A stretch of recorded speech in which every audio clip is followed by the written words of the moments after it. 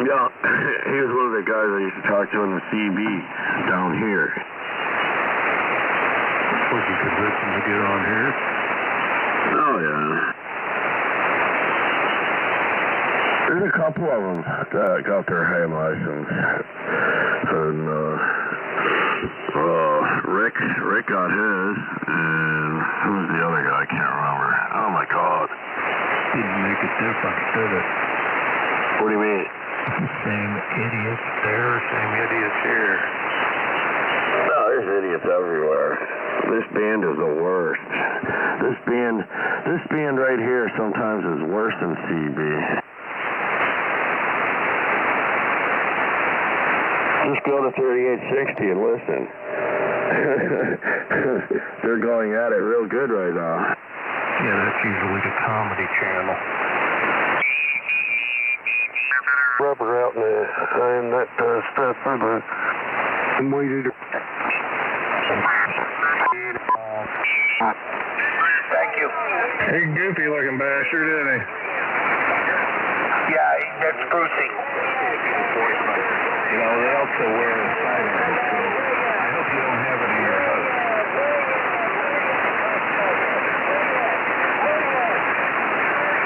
Hey, Bob. Yeah, Jamie. Did you see anything in your email? No. Possum forgot to put attachment in there. Okay. Thought maybe I was just looking at it wrong. Cousin Brucey! Does he know how to? Does Possum know how to put an attachment on? How come, Possum? Jimmy, you still out there? The dentist. Possum, he doesn't know how to do it. He's only on guard out there, Uncle Bob. Grab him for straws. What do you expect there, Uncle Bob? He's only on dial-up. He can't put attachments on. Oh, let me try him. Let me try you. Let me try him.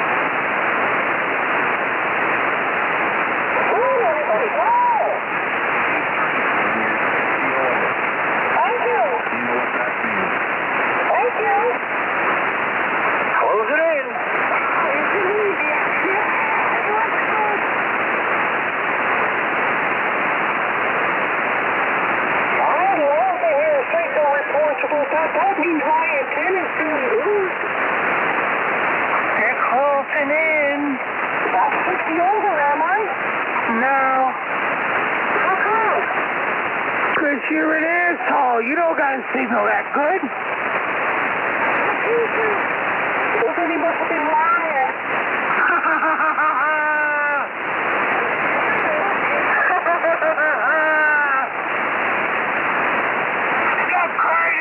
flying.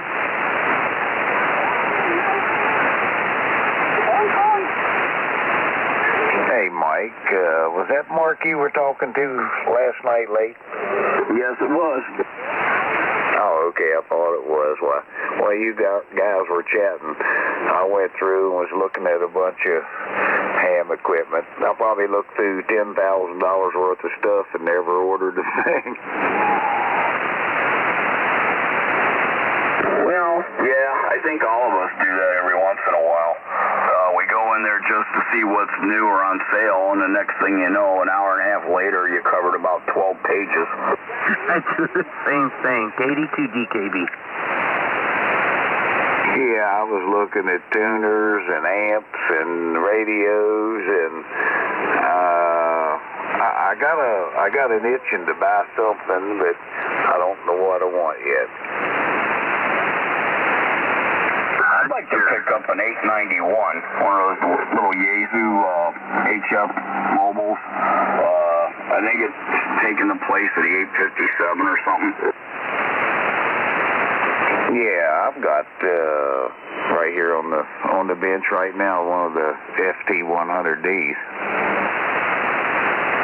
I got the 891 mobile. I like it. Pretty nice. Now, was the 891 after the FT100? Yeah. Yeah, the 891 just came out like, 3-4 years ago? I bought a radio since the last time I talked to you guys. An 8MZM50. It's just HF and 6 meters. You guys all doubled with each other. Anyways, KD2DKB. I bought a new radio since the last time I talked to you guys. What'd you get? I got a IC756 Pro. Oh, you on it now? Yes, I am. Okay, sounds good. Oh, thank you. Yeah, it's got a good audio punch to it. Yeah, it's turned almost all the way down. And people say when they turn it all the way up, it sounds way too loud. Well, that's probably a matter of opinion, and two, how far away they are from you. Roger. Yeah, I think, Mark, isn't the 857 got HF 2 meter and 440, and the 891 just does HF and 6 meter, right?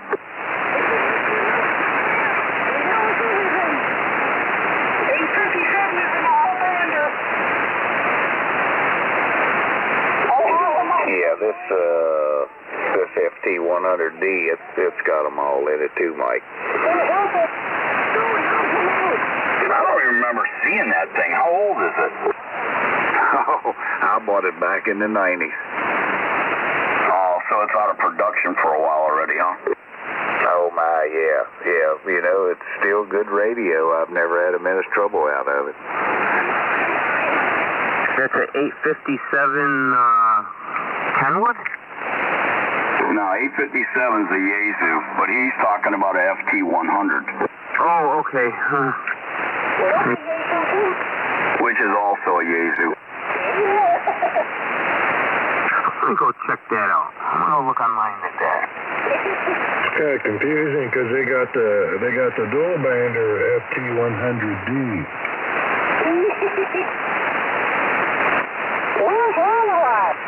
Oh, in the dual band? Yeah, I had one of those. I had the Fusion.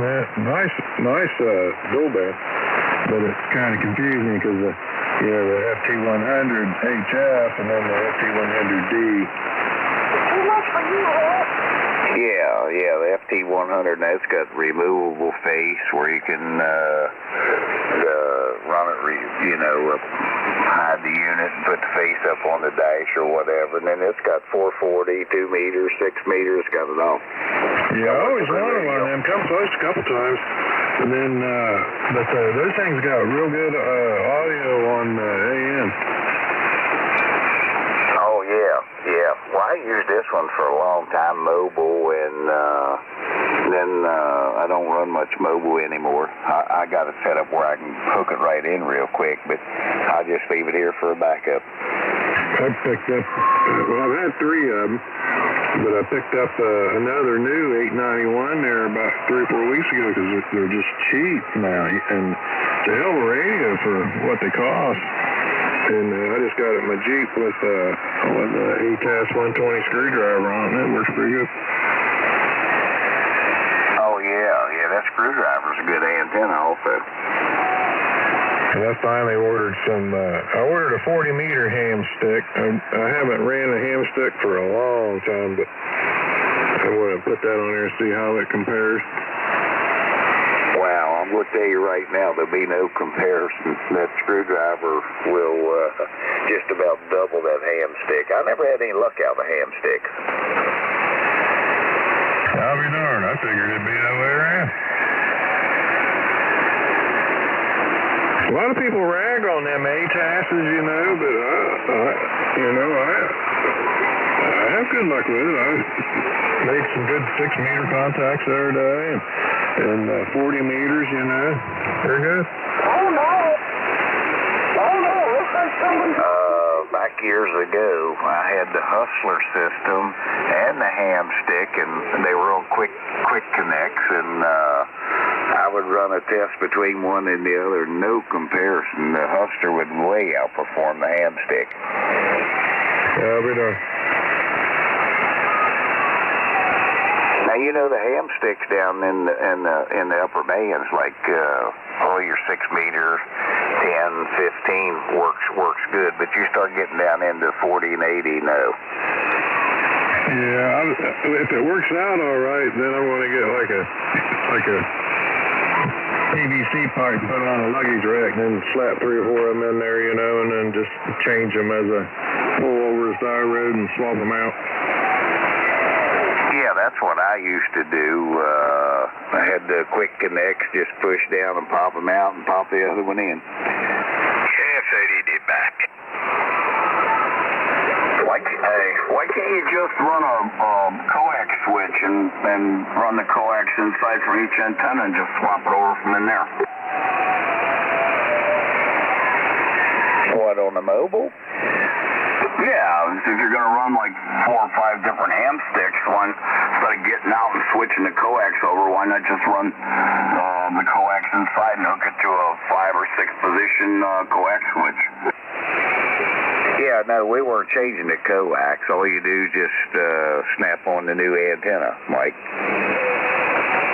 All right, I got you. That ATAS I got, it's got a UHF mount on it, and I bought one of them Breedlove. I don't know if you're familiar with that guy, but he makes some hellicious mounts. Guy's a hell of a machinist. It's like a 3-inch puck. I got it right above the rear lift gate. It's real solid, and that's UHF, but then the ham stick stud mount, so I had to order this UHF stud mount adapter, so I'm hoping that works out okay. Yeah, I've seen some of that guy's stuff online. He builds it like bulletproof times 2. Yeah, I got a ball mount, and it's got the cutout for the control cable for a screwdriver. I mean, it's top notch. It's pricey, but it'll shoot. You can pass that down 3 or 4 generations. Well, he makes everything out of that high-quality stainless steel, man. He machines that stuff right to the limit. Yeah, and brass. About the only thing that would ever compare to that ball mount would be some of the old school Motorola ball mounts from way back. I used to scavenge old junkyards looking for those off old cop cars and ambulances. Yeah, because they never took them off, did they? I think he makes the stud mount and then the UHF mount ball mounts, but I think it was $150. Did you get your little snack while you was upstairs, Possum? No, I got a couple people requesting that I take a picture at Find a Grave, the website. I'm a member of that. So the person that they requested was an ancestor of mine, so I got caught up in replying to her about it. Okay, I figured you were up in the kitchen grazing. Mark, is that really what that guy looks like? Well, it's him, but he's just got those fake teeth in there, but you could tell the mental state of why he does what he does. Yeah, he really looked like a very intelligent human being. But what the hell? Hey, Possum, don't forget to send out another email with the actual picture attached. Add mine to that, will you? I forwarded that to you. Yeah, but I didn't get any picture, just like Jamie didn't get a picture. Or me. I'd like to be added to that list. I'll resend that tomorrow. Yeah, that'd be fine. Don't go back up the steps. My email's good on QRZ. N8 M11. F80D. 88 WBQ. WW2WW. KD2DKB.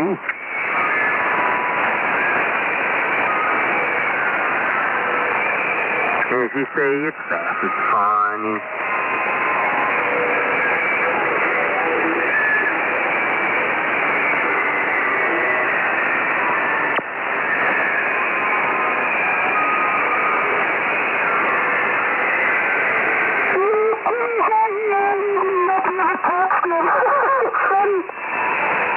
Can't hear you, you're overdriven a little. Yes, that's it. Clean it up a little bit so we can understand what you're saying, because I really want to hear what you have to say. You understand the guy? He does that on purpose just to agitate everybody and block the airways up more. You are too. I'm not even sure it's a guy, actually. No, yeah, this is a New Yorker guy that's been on the air for over 10 years. He jams nets, all sorts of things. This guy never had a call sign. He probably never had a mother either. That's right, I'm a jammer. Make sure you go tell everybody that. I can't really understand what you're saying. You're very overdriven. You need to clean it up a little bit so we can hear your foolishness. The science has shown, again, that's the science has shown that for every year you move your mom's basement, your voice raises by 1 octave. Yes, I do. Send me one. Send me one. Send me one. Mike's after you, too. Mike's going to get you. Mike gets everybody. And MDX is going to get you. Mikey's going to get you.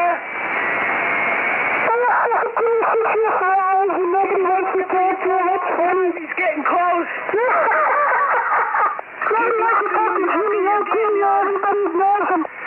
Yeah, deep throat. And eat it.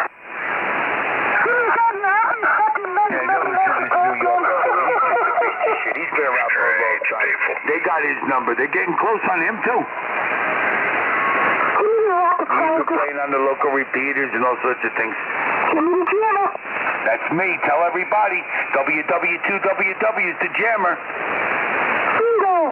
Like I really care what you say. You're a punk with no call sign. You're meaningless. You're meaningless. Kilo Bravo 3 Yankee Lima Fox.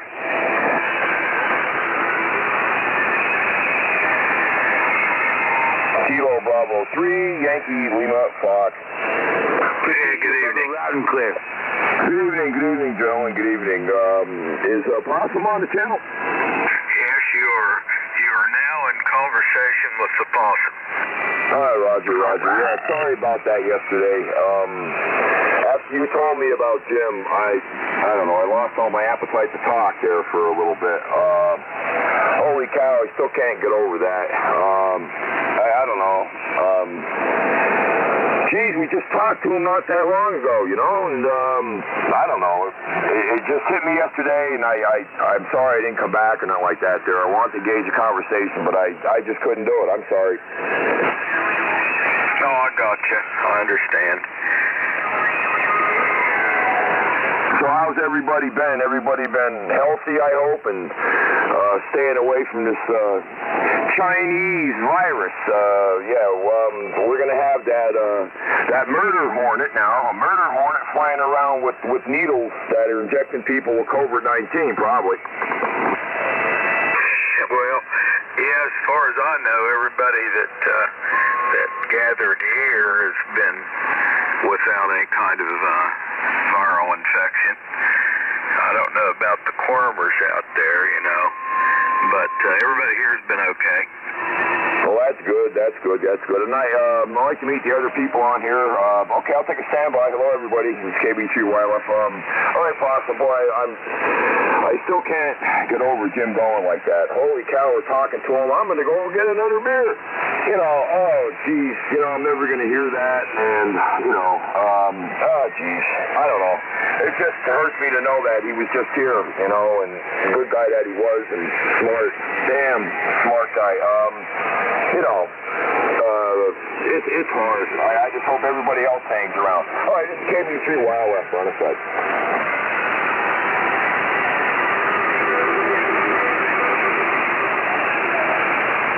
I know I am going to miss the ever-living daylights out of him. He was one of my best friends. One of the only friends I got on the radio.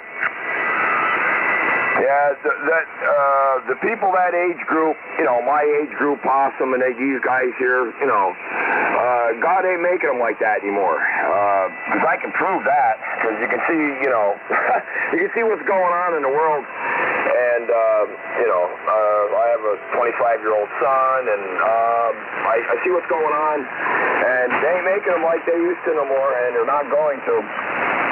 Hey, Possum, how old was Jim anyways? Possum's one of my best friends, too.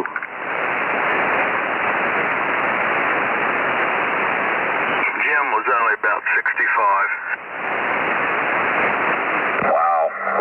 Yeah, but I met you guys. You guys took me in like you've known me forever, remember? Yeah, I do. Yeah, we tried it. You know, people act decently toward the group here. Nobody gets on their case or, you know, tries to make them feel bad. That's not being human even. Yeah, I've known Jim for 22 years, I think. And I've collaborated with him on some projects over the years. And, yeah, he was a hell of a good guy. He was a good friend to me. Yep.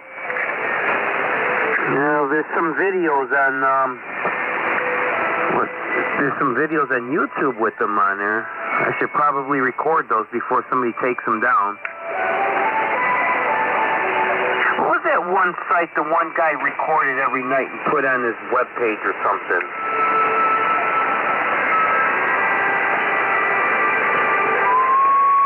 I think that was KD8FDF, maybe.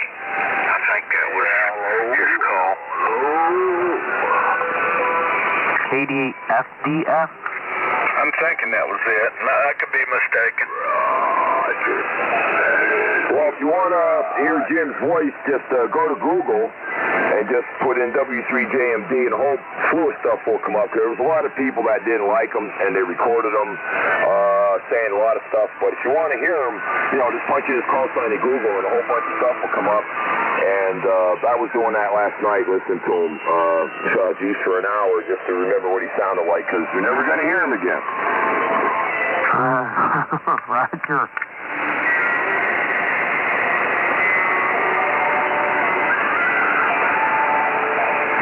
Well, I feel sorry for his family, you know. I mean, he had, you know, that solar grid panel and all that, and that generator, and, you know what I mean. I hope his wife and his kids can handle everything that he was responsible for, because that that's the problem. When somebody goes, you reach for the fruits of their labor, and when you find that gone, that's when you miss them. Well, he had a son in college, too. He was, I think he was a sophomore. And that, you know, I don't know what happened there. I haven't heard anything from Laura or any of the family. All right, Roger. Well, keep in touch with them, Possum, you know. I don't know if you know who I am, but you can look me up and tell them, you know, if they need a hand with anything, you know, they can get my phone number off of that and all that. And I'll help them out. You know, I'm PA, I know they're in Jersey, but just have someone to talk to because, boy, that leaves a big gaping hole. Yeah, I think several people reached out to Laura that way, and I talked to Jack, his brother, a few times. So things are okay. Well, Roger. Well, bless your soul for doing that because that's what we don't have enough in the world. You know, we don't have enough of that. Okay, good. Boy, I still can't get over that, you know. I knew he had some problems there, I guess, with his heart and something like that, and he was drinking, 3 beers a night or something, and he was eating cheese a little bit. That ain't all that good, but, you know what I mean? Boy, he didn't sound bad at all. He never complained about anything that I know of. No, his heart was fine. What he had peripheral artery disease. Some of his arteries were starting to thin and balloon. And a couple of years ago, he had a surgery on an aortic aneurysm, and they patched it. And then he had to go back in to get more done, and that was, you know, that was not a good outcome. Oh, Roger, that was the last thing he had done. Do you think they might have messed up, made a mistake, maybe? No, there's always a danger of throwing a clot after that. He went home, and he collapsed in the kitchen. He was doing some work in the kitchen and went down. Laura was there, and they came and tried to resuscitate him, put him in the squad, took him to the hospital, put him on a ventilator. He come off the ventilator, and Laura called me, and she asked Jim if he wanted to talk, and he was too weak to. But she was telling me that they were going to bring his stuff upstairs and everything. She told him at that time that he was paralyzed from the clot, and they were going to bring his stuff upstairs so he could talk. And just the day after that, he passed away. Oh, Roger. Okay. Well, at least he didn't suffer too long, you know what I mean? Because he probably knew what was going on there a little bit, and yeah, well, sometimes it's better off than you know, if he would have came around and if he was paralyzed and everything, that would take the life out of him too, you know. So, well, he's in a better place, and you know what? We'll all meet again, you know.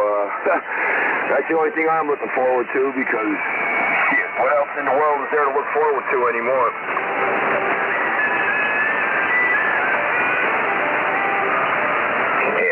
I didn't get up on the bike to visiting, have a cup of coffee, and always like talking to Jimmy May. K8M's at him. F80. 88 WBQ. WW2WW. KB3 Wireless. Hey, Kim. 82DKB. Hey, Kim. Was that Ronnie out there? Roger. How you doing? I hear you out there, brother. It's a little loud with the music, but I hear you.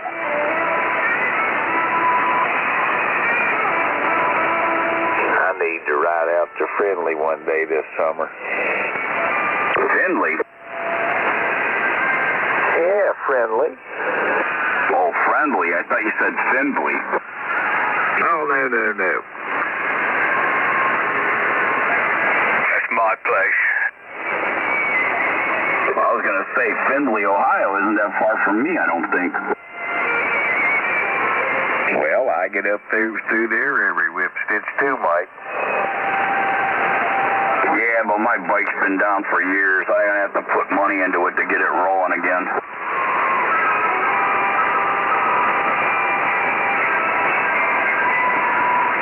Well, gentlemen, I think I'm going to shut down. I didn't get any sleep last night. I've been up since 2:30.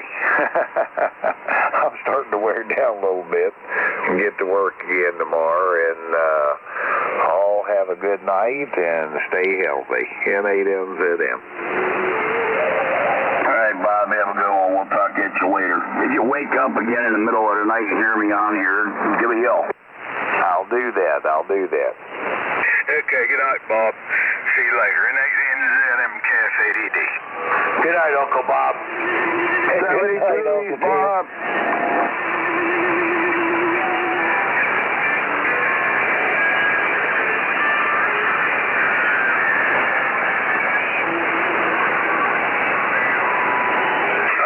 Lord, Jim didn't want that put on the air, right after he passed away.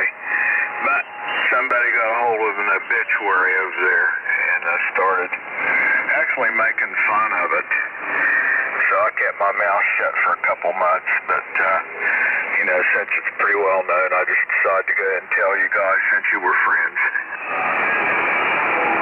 All right, Roger, I appreciate that. When did he pass away, Papa? What, last month or how long ago? No, it's been almost 2 months now. Oh, 2 months. Okay, because I haven't been on the radio in a while, and I tried looking, and I couldn't find anything online or anything, because I thought maybe this COVID-19 thing screwed everything all up, so I wanted to, see if you had the obituary, I was going to copy and paste it and keep it. Is anybody going to write anything for a silent key, like write something nice for a silent key? No, I lied to you. It was back the last of January, middle of January. Time moves so fast when you get my age. No, his son and daughter put something up on QRZ, and they didn't know that Jim didn't want it up there. So his brother Jack got a hold of him, and they took it down. Oh, Roger. Okay, yeah, I was going to write something, but maybe I'll just let it go if, they don't want nothing done. Yeah, I wouldn't at all. Jim didn't want to give these bastards a satisfaction. Oh, Roger, okay. We'll just keep his memory alive, and anybody says anything bad about him, they're gonna have to go through all of us to get at him.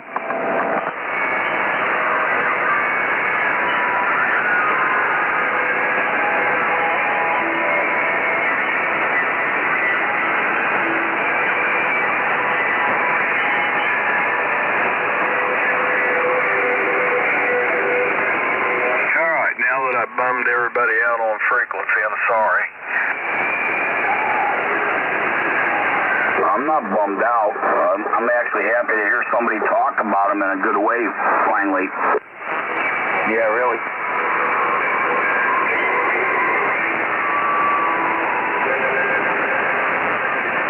Oh my God, I didn't know anything about it, so you just told me today, and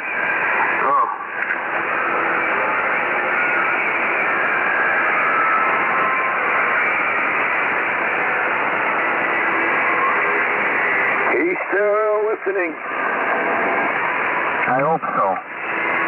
Oh, yeah. Nothing else but that. You think he'd pass and not let that go? Oh, he's listening.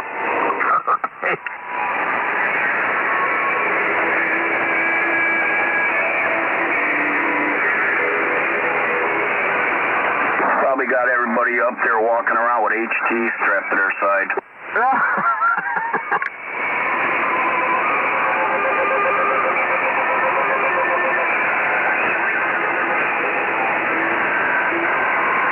People ask a lot of questions, so there must be some answers somewhere.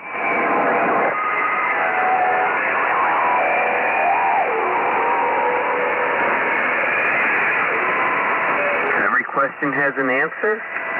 Roger, and we'll find out every answer to them questions that we want to ask, but it's going to take some time. And when we get there, we can ask them questions, and maybe we'll get some answers. All right. First thing I'm going to ask is, how hot is it down here? Hey.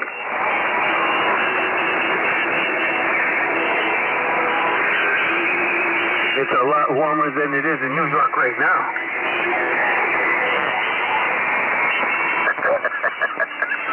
God bless you if you live in New York. Stay safe. Oh my gosh, it's so cold.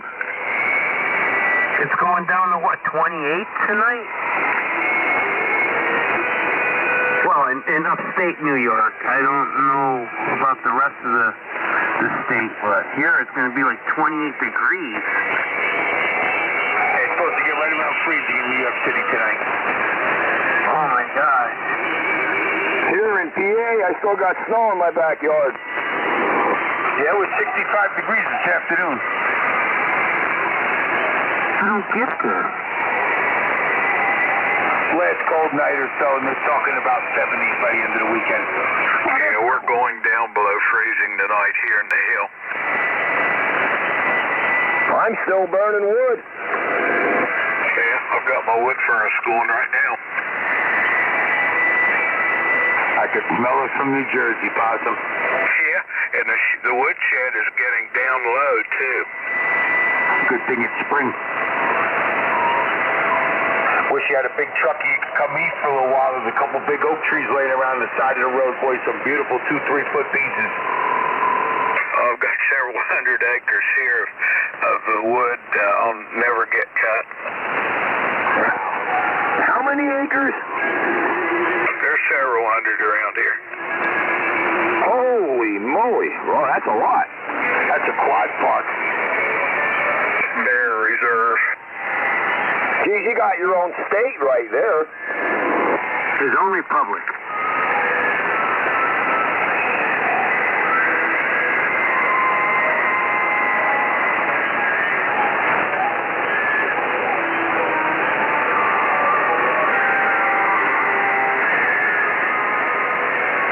Well, that's nothing. Bob Hire over there, he owns a mountain.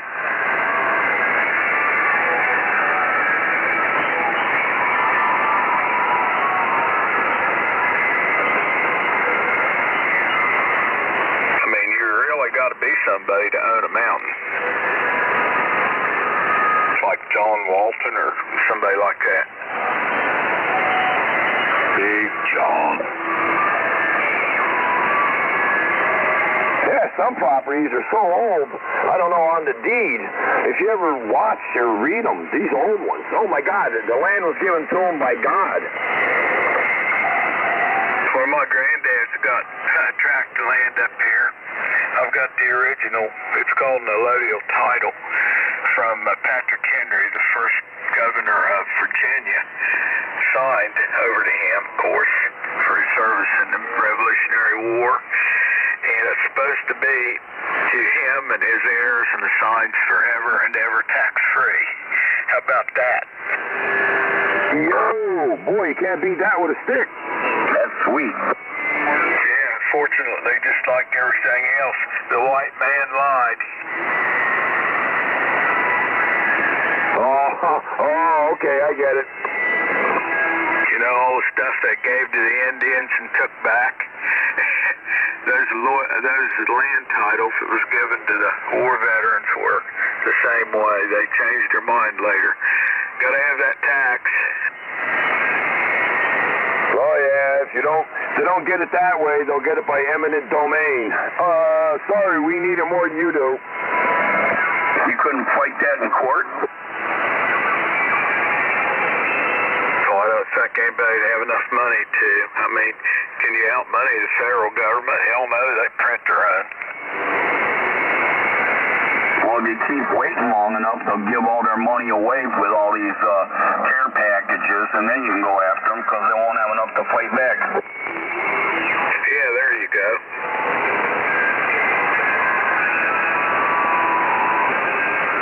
We miss an ID. Yeah, 88 WBQ. KF-80D. I think the ID was interfered with. WW2WW.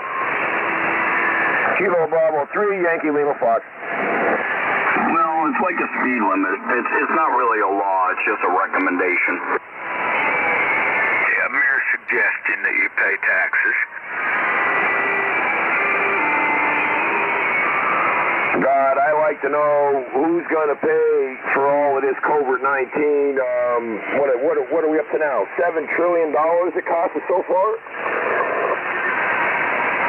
It's going to be a long debt. Well, it won't be us, because we're too old to live that long. Yeah, but we'll feel it. Oh, my God. They're going to be putting tax on sunshine.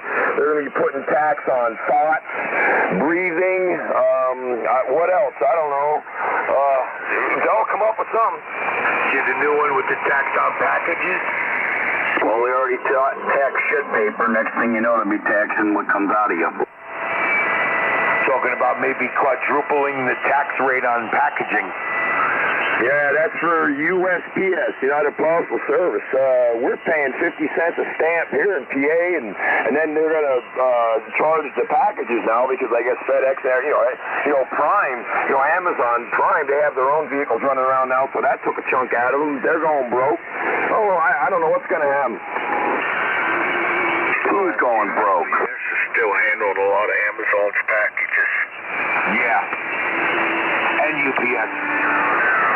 I don't know. I saw at least 10 or 15 just right around my local area here. I'm in the sticks, and I see them running them down the road. They're blue trucks with brown trim, and they have Prime written right on them. Yeah, I'm sure they do in some areas. Those are individually owned by the drivers. Amazon actually made a deal with, if they hire you as a driver, they'll help you get a loan and financing for your own vehicle. I think it's like 10 grand. Roger, but that still takes away from USPS. That's probably why they're going to do this package tax, because they're losing money, I guess. Everything's going through the mail now. Yeah, but they were screwing United States Postal Service over anyways. They were giving them such a low rate at first, and they got a contract on that rate. Then they started hammering them with everything and anything and everything they sold. Heard you both.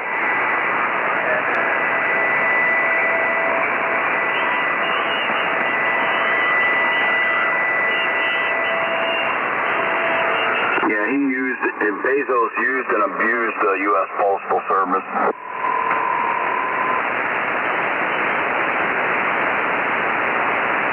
You would think creating more packages would help them. Yeah, but when he cut the deal with them and wrote the contract up, he wasn't doing a quarter of a sales is what he's doing now, and he won't change the contract.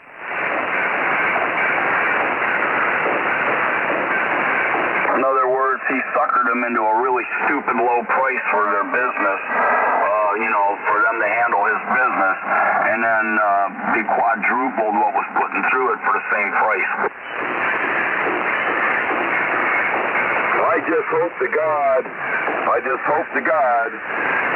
don't know if Trump's going to get in again. I hope he does, because he's about the only one that's probably going to punish China. I hope we punish China, because no way in God's name, no way in God's earth was somebody sitting over in Wuhan and some bat from 300 miles away coming through in their goddamn suit.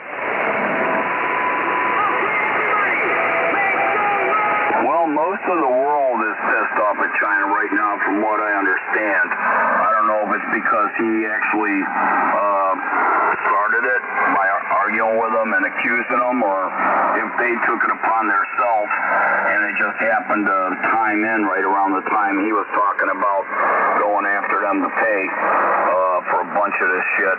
But who knows? I mean, I'm hoping he gets in again too, because it seems like he's the only one that wants to actually stick up for the country when it comes to people like China and stuff. And the Democrats were pretty much giving the country away. Yeah, it's been going on for a while. I think what most of the world countries are angry with China about is that they weren't forthright and didn't warn everybody that it was a very virulent, infectious agent. And now there was a story today that China had made a deal with the World Health Organization to keep it on the QT.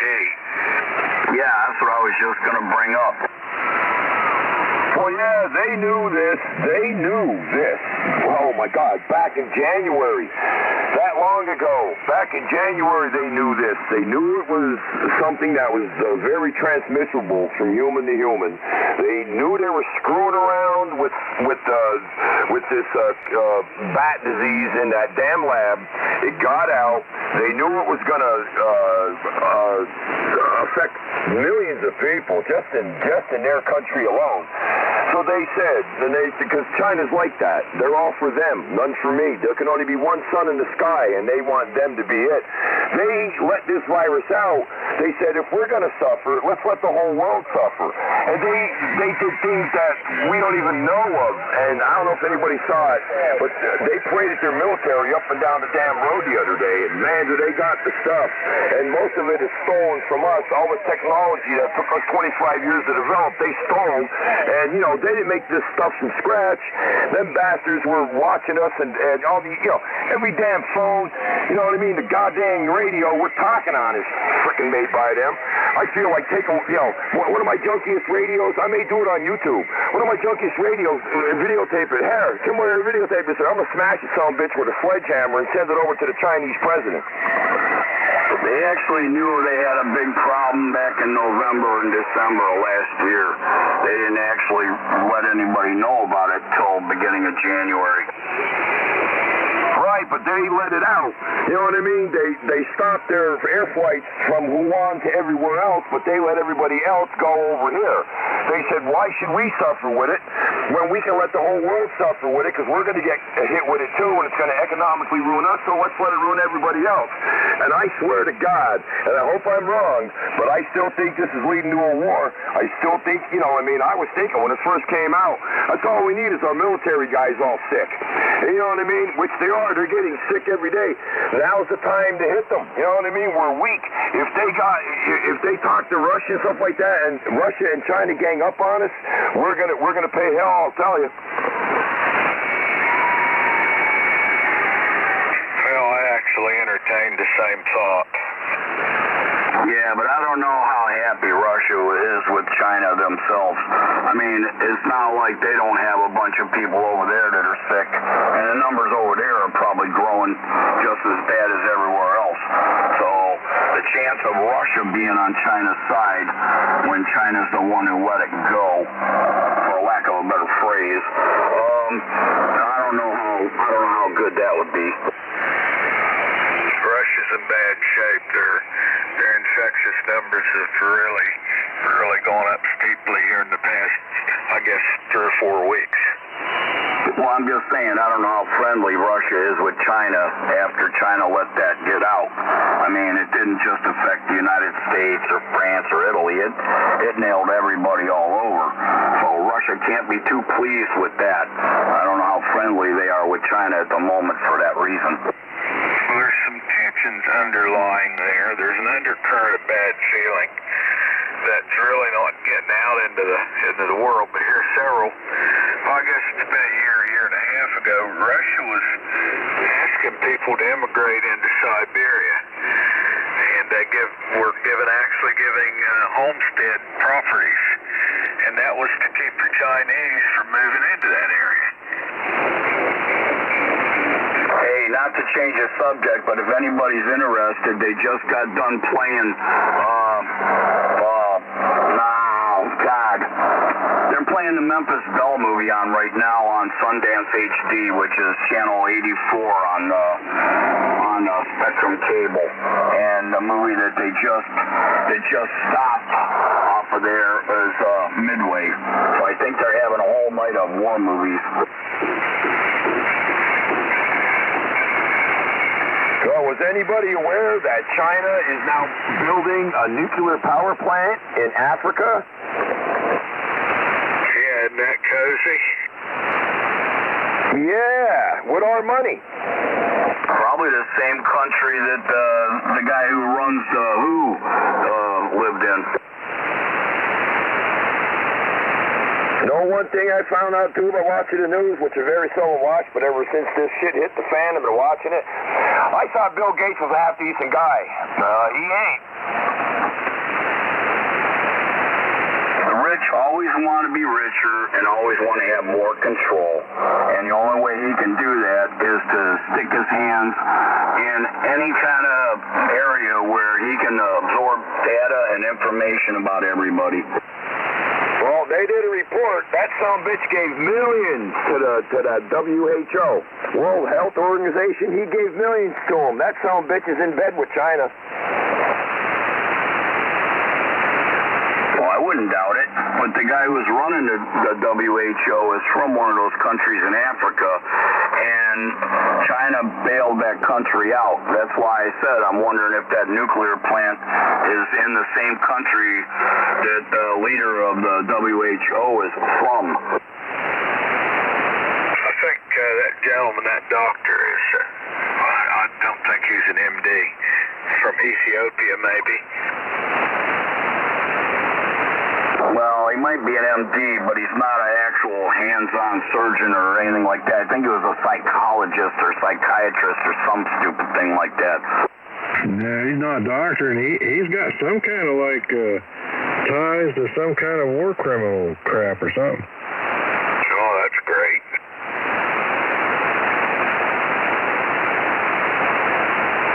Well, you heard what he said right on the news there, and he, if America don't want more body bags, they better stay on the right side of the political agenda. And he actually said that if we don't want more body bags, and right after that, China started holding up our pills that we don't make here for I don't know what kind of for maybe high blood pressure or sugar, or diabetes or cancer. Some pills, everything's made over there. Oh dear God, we have to stop all this. They make ibuprofen, they make painkillers, they probably make 90% of the stuff we use over here. That's why one of the things Trump ought to do is make the manufacturers pull their shit back out of China, bring it all back over here, make everything in-house. Screw sending it out. There should be a law saying that you can't go over to a country like that that's a communist, socialist country. I mean, France or England or something like that, fine, but not China, not Russia, not North Korea, none of those kind of countries should our country be sending manufacturing jobs and information over to. Roger, 100% correct on that one, buddy. Showing the guys the other night. There were 3 antibiotic plants within about 30, 40 miles here, and they're all going now.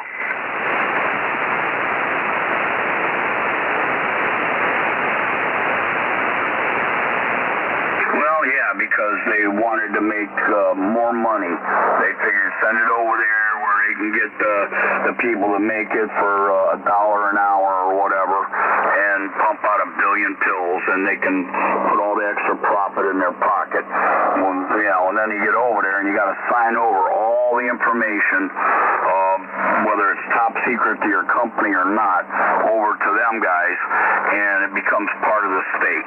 That's how they got all the technical shit that they've gotten was from our manufacturing being over there, and the only way they could do it is to sign all that stuff over to them. I saw it firsthand where I worked. We worked in a facility that was pretty closed-lipped about technology, and when this ISO 9000, certification came in, we had to let people in and actually had to pay them to come in and inspect our facilities. And with the group were some Chinese.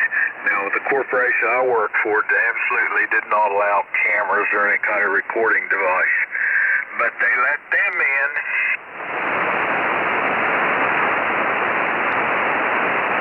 Yeah, the country got to change its manufacturing laws to bring all of them back, keep them all here, and stuff like that not happen. If they got to do an inspection, it's our own inspection for our government, not China or anybody else. That's BS. That's why I don't like the Democrats. They let all that stuff take place, and they didn't care.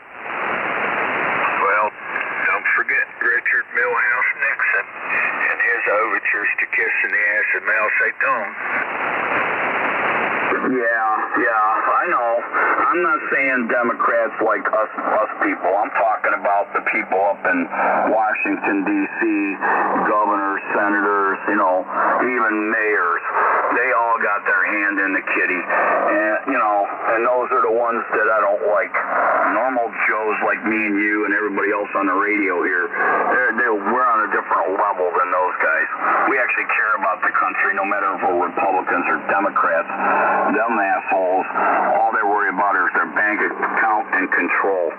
It's the career politicians. We need term limits. Yeah, boy, you said a mouthful there. That's been cooking on the fire for too many years, and nobody's taken a taste.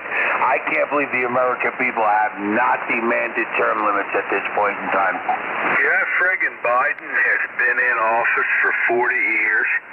He's never had a job outside of government. Yeah, he lied, about being having three different degrees, and being first in the class. The big liar. It's pretty something. The other thing that they ought to do with those people that are up in the government like that, if you go in there and your bank account says you got $200,000 in your bank account when you started in the position you're in and the day, year, all that stuff you started, if you're in there for 10 years and at the end of your 10 years your bank account says you got $30 million in there, it's time to do some digging and find out where all that money came from, because there's no way you banked $30 million in 10 years working in a government position. That's bullshit. They ought to keep tabs on their bank accounts and go through it like a fine-tooth comb, because if they're doing side deals that's hurting the country, they ought to go to prison and have all that money go back into the government till. Oh, it's all legitimate. They do speaking arrangements and book signings and all kinds of stuff, Yeah, but if the dollar figures don't add up for that stuff, and they still end up with more than what everything calculates out to, find out where that extra money came from, and then burn them. Well, you start a foundation, and then you can run around the world on the foundation's dollar and have fun and hobnob with the heads of state, eat the caviar, drink the champagne, and it's all taken out of the foundation's pocketbook. And the hell of it is, that's legal. Hey, the Clintons got one of them. Oh, and then all these Secret Service people that guard like Obama and Biden and Hillary Clinton and Bill Clinton and all that crap, all the money that they're receiving for the rest of their life until they're dead type thing, those agents that are protecting them come out of their pocket, not the U.S. government's. All the agents pay, medical, vacation time, all that stuff comes out of their paycheck that they're getting from the government, not the government's pocket. Trump put that Oriental news lady in her place today. She sat back and her face mask fell off and everything, boy. She was frustrated. Yeah, worldwide. I missed that one. Worldwide theater. That was in the news conference. The girl, they were asking such crazy questions today. It was the most stupidest thing I've ever seen. Yeah. 88 WBQ 1140. Cafe DD. W2WW for your listening radio pleasure. Yeah. KB3 YLF. I'm from New Jersey. Boy, I'd like to meet that Nancy Pelosi face to face. I spit right in her mouth. Then I go to jail and I feel good about it. Is that a goober or a raisinette? She is definitely an old, wrinkly witch. Her and Biden, they got something going on. Like I saw her today speaking, and she was, don't be asking me questions about the president. I don't even want to talk about. You know something, you goddamn bitch? She should take that handkerchief and put it around her nose and tighten some of it until her head falls off. Her and Biden, there's something wrong with them. They got Alzheimer's. They shouldn't even be there. They're too old to be productive. You know what I mean? Fire them. Jesus, Joseph Martha, please fire them. Yeah, and Adam Schiff ain't no better. He's a big lying, cheating, backstabbing, working, sneaking around in the dark type guy, too. Shithole. And there's something that needs to be changed. I didn't realize it, but if you're a member of Congress and you tell all kinds of damn lies, you know, while you're in office, even to promulgate some kind of political scandal against somebody else, you can't help be held responsible for that. The only way that they can hold him responsible is to depose him under oath, and he won't allow it. Yeah, that's definitely one of the rules that needs changed. That protected for life crap is for birds. Well, what that does, that makes a kingdom system, you know, where some of us are better than others. Oh, if you can get anybody to come forward to say Obama ordered all that nonsense. Boy, I hope they pin him to the wall. I think he did all of it. You know, that sumbitch is still living in Washington somewhere, and he's still working behind the scenes, that sumbitch. Beautiful new home. Plantation. Yeah, he bought that great big house on one of the islands off the edge of New York somewhere. Yeah, he's still involved in a lot of things that are going on yet. I know he is. You can tell by the way they're doing things. It's Obamics, you know what I mean? It's that black Obama shit is what's going on. Well, he's trying to protect his legacy, even though his legacy sucks. He vowed to avenge his father's death. He's a deadbeat Muslim with no love for American ways. You're a fat one. Yeah. Well, you know what he did here in Pennsylvania? You know what he made us do? That sumbitch. He's trying to clean up Chesapeake Bay. Well, now here in PA, we have to pay a rain tax. A rain tax. I'm going to say it again. Rain tax. You know, when it rains and it hits the roof of your house, it goes into gutters. Well, they're saying it goes into the damn storm drains, goes down to the Susquehanna River, which goes into the Chesapeake Bay. Whatever. And we got to pay a rain tax now because of that, because of him. Installed dry wells. Isn't that ridiculous? Well, Trump got him. Trump nailed him about to the barn door because Obama had set up his own little slush fund where him and Michelle and the children could take all these damn trips and you know, as a emissary of the United States, and it was millions and millions of dollars for the next 20 years with his own entourage of agents, you know, Secret Service and so forth, to all these countries. What it was a high-class vacation. Trump pulled his funds. Way to go. Good. I'm glad he did it.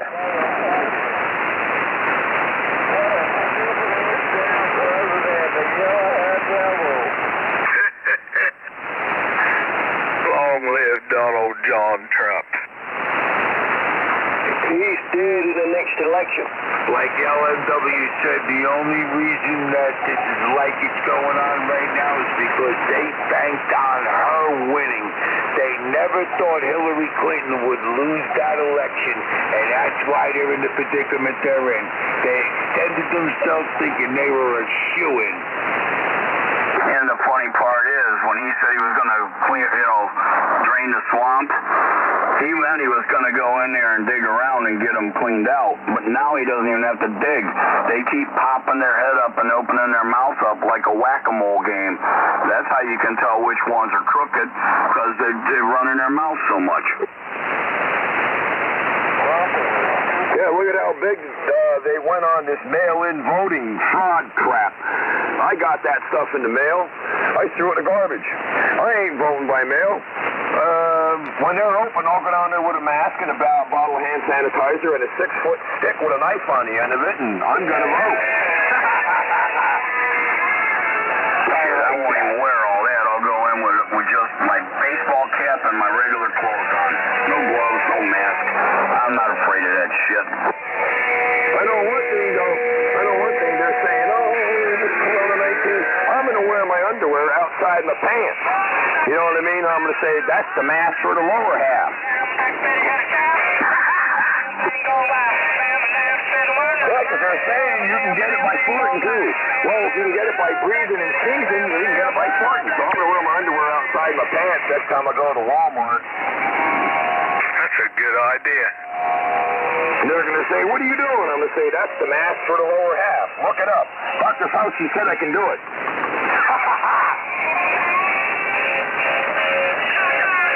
I got my eye covered. And I'm going to write N95 right on my underwear. That's an N95 certified underwear mask. That is right there. Bona fide Chinese made, too. Made by Batme. Well, I'm glad I'm not Trump. I would have been in war with them already. I'm sorry. I would have, I don't know. We can't even, you know, our president can't even declare war. He has to go through Congress and this and that and all this. And, oh, you can't do this and oh, you can't do that. Boy, I would have fell asleep on the damn button. I would have fell asleep on that button. Point all that goddamn shit towards China and whoops, I fell asleep on the button. Hey, what happened? Oh, we won? Okay, good. Next. Hey, on the front of that lower N95 mask, put a magic mark or kiss me if you like Biden and put a pair of lips right below it. Yeah, there you go. There you go. Oh, yeah. Yep, there you go. So, we should mail one of them to Nancy Pelosi.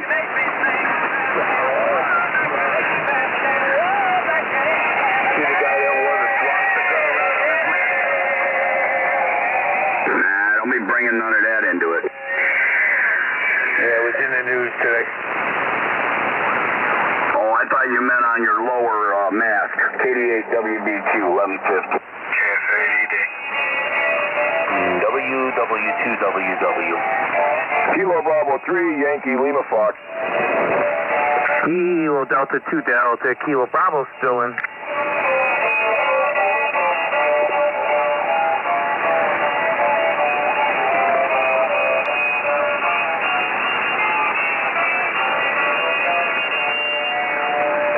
It's going to be an interesting 2 years. I hope we're still around. I hope everybody stays safe, but it's going to be an interesting 2 years after everything lets up. And, you know, the virus ain't going to go away until they get a vaccine. So, you know, the reason why they shut us in was not to overload the hospitals. One big horrific wave. So as we get released, we go out. We try to stay safe, but people are going to get it, so there's going to be another wave, maybe another shutdown, and then maybe another opening, another shutdown, another opening, another shutdown. Who knows? But just be careful when you go out, wear a mask, especially if you're going in a crowded area. You know what I mean? I don't get a lot of what they're doing, but, you know, we have common sense. We're not stupid, but the damn virus just won't go away on its own. You know, maybe when our seasons change here and the ultraviolet light gets a little bit stronger, you know, the way the planet's tilted to the sun, it doesn't matter in temperature, maybe that'll help a little bit. I'm hoping the son of a bitch will burn itself out like SARS and maybe be gone away. Let's pray.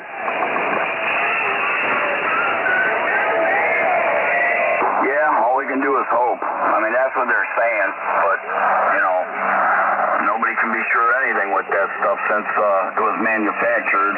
They might have all kinds of things going on with it. Sounds like we got an Obama fan out there.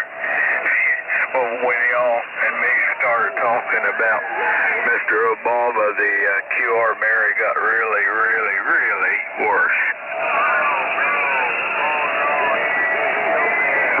Yeah, I wouldn't doubt if the Democrats are actually paying them to do this. Well, nothing's being done, is it? Nope. The only good thing about it is Squeaky is getting overridden.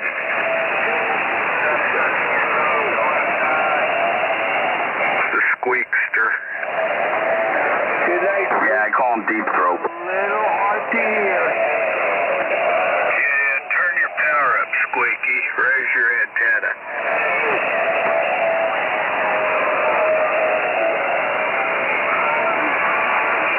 Oh, yeah, Junior came out of the cracks out of nowhere.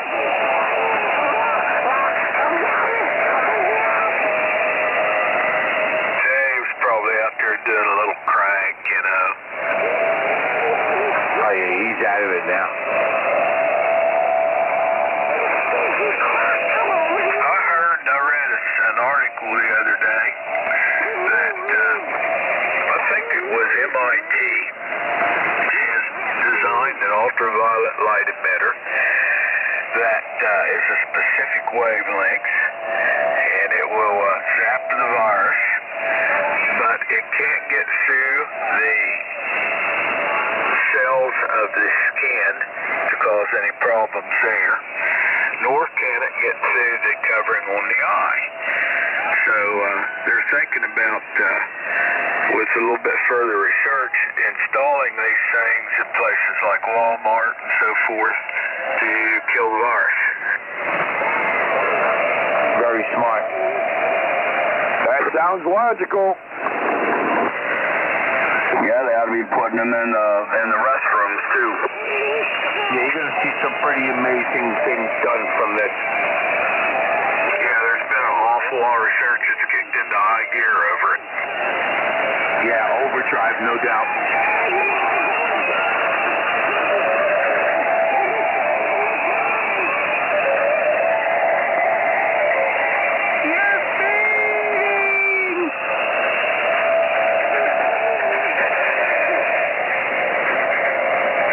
I've been using ozone down here to sterilize all the mail and everything. Yeah, I think they're selling some hand wand types on eBay and things like that now. I don't know if they're effective or not, but I know there is a market for them.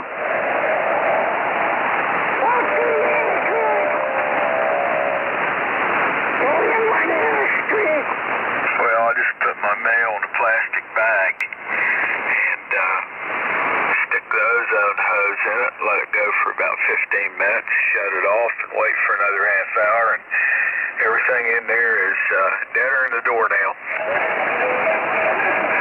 How do you do that? What ozone? What do you introduce into it? Well, I built my own ozone generator. It's all it is. You can buy a what's called an ozone emitter grid off of Amazon, and I cut the grid in two so it would fit in a pint jar. You hook those two up in parallel. It's got a stainless steel screen on one side of a ceramic wafer and on the other side of the ceramic wafer. So I paralleled those, and you hook about 4,000 volts to them, which is available. The cheapest transformer for that is in a bug zapper, an outdoor bug zapper. You just hook the electrodes to that. I used a pipe jar, an Atlas jar or a ball jar, canning lid. You just drill 4 holes in the top of it, and you put your high voltage leads through that and seal it. And then I use two little pieces of copper tubing. I sweat with solder through the top of the lid. That's for a goes inner and a goes outer. And I used an aquarium pump to pump, just room air into the jar, past the grids, and then out. I attach it to the out, a piece of silicone tubing, and you can ozonate water with that. You can stuff it down in a bag and sterilize mail or whatever, and it does a great job.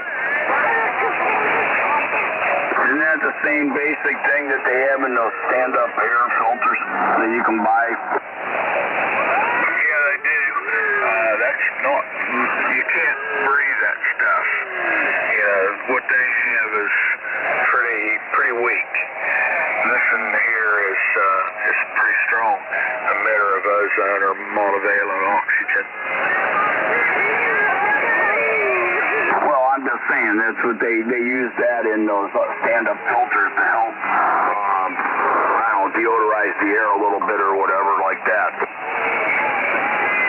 Yeah, they do. It's used for a deodorizer, for odors in the cars and the closets and shoes and everything else.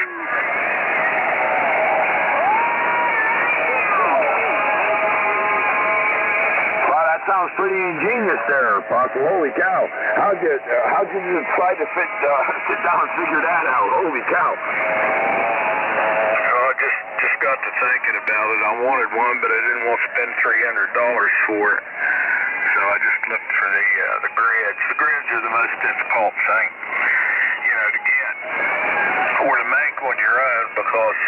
you need a pretty good dielectric material, mica or ceramic. Glass is not real great unless you have a real high voltage, like 10 kilovolts or so. So the ceramic grids that they sell for these room deodorizers are great. You just cut them in half and hook them in parallel to the high voltage, and you're good to go. Wow, Roger, that sounds pretty interesting. What I do with my mail here, I don't know. I grab it. I don't have gloves, nothing like that. So I bring it up to the house. I have a bottle of diluted Clorox, and I just spray it a little bit, wipe it, you know what I mean? Just dust it a little bit, dust my hands, and then wipe it off. And I don't know. I haven't gotten sick yet, so I'm knocking on my head here, which is made of wood soap. So far, so good. I just use a little bleach on it, you know. What you built there, is that considered something like an ionizer?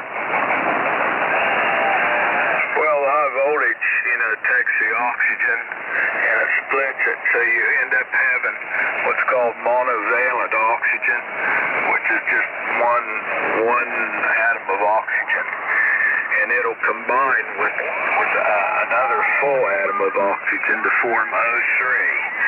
And O3 is a hell of a powerful oxidizer. So what it does, it just burns the little bastards up.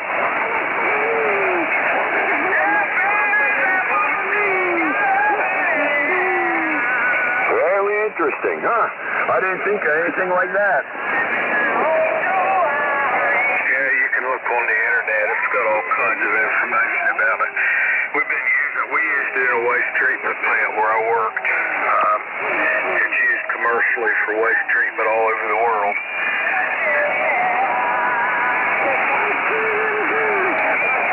I think it's going to be cold tonight. I think you're right.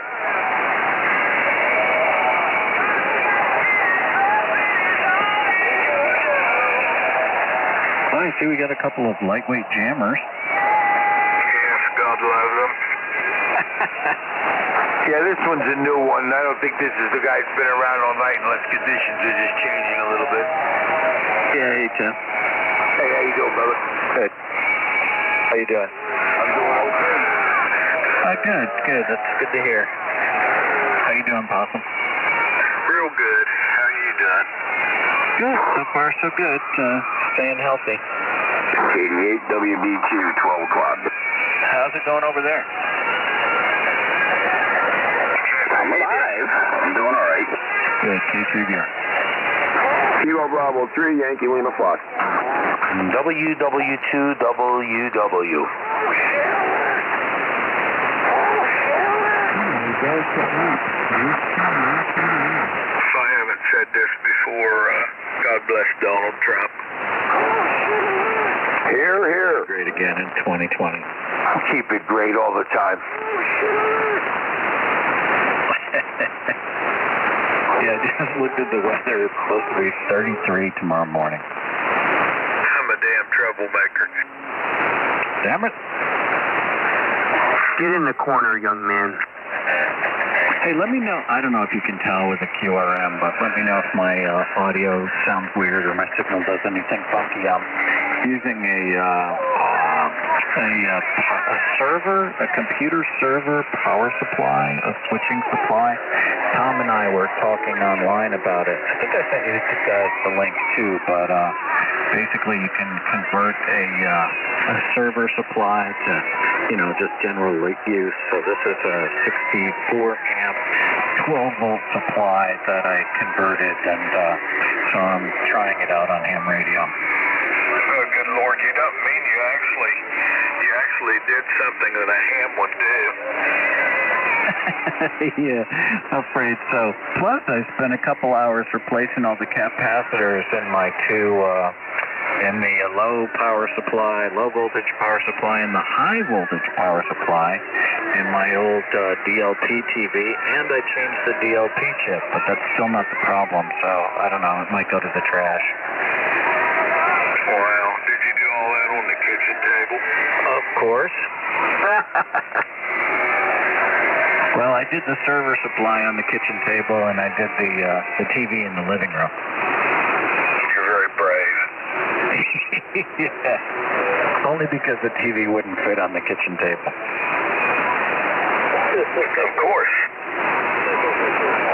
I had to lie it down on its face, in front of the fireplace and take up most of the living space in the living room while I worked on it. But that's still not it. I don't know what the heck it is. It's getting to the point now where, okay, I'll replace this board or that board or this board or these three, LEDs, and then by that time I might as well buy a 4K TV. Those things have a lot of problem with the switcher driver for the LED screen. Yeah, there's no light bulb. There's 3 LEDs, and then there's a light engine and a mirror, a digital mirror, digital light projector. It's very complicated, and it's a beautiful, gorgeous picture. There's like a billion colors, and shades of gray and black, but I don't know. It's not going to work. I just don't want to put any more money into it because it's about 12 years old now. So, yeah, that's probably just getting ready to fail. What did it do? Well, let me see. The first thing that happened was I replaced the DLP chip because it looked like it was snowing. It was like a very dim screen with fireflies on it. So, I figured out that was a DLP chip. And then it worked right for a year. And then it stopped turning on right away. So it tries to turn on for 30 seconds and then shows a fault. Tries again for 30 seconds and tries a third time for 30 seconds and then it shows a fault, which said it was the either the high power supply, high voltage, the low voltage power supply, or let me see, a DMD board. But the board LED is correct, it's on. So anyway, I found some puffy caps, bloated caps, and replaced all of those. And that's not it, so it's kind of disappointing. Well, doesn't that thing have a relay that kicks in to power it up? Yeah, it's got like a ballast switch that, you can hear it clicking, and there's 3 little fans that come on, and so the fans come on, you can hear the relay clicking, the LEDs light up, it goes through its, analysis, its 30-second warm-up period, and it just doesn't come on. Well, just because the relay's clicking doesn't mean it's actually making a good contact. Maybe you ought to pull it out and take it apart and make sure it doesn't have burned contacts in it. Yeah, it's all on a board. There's like a ballast board, and there's like, 5 different boards, and it could be really any one of those, plus any one of the 3 LEDs. There's a red, blue, and a green LED, and the light engine looks okay. The DLP chip is all right. Now the power supplies are okay. I fixed those, so I don't know. I might be ready to quit on it. It isn't like it used to be where there was a service supply station on every corner.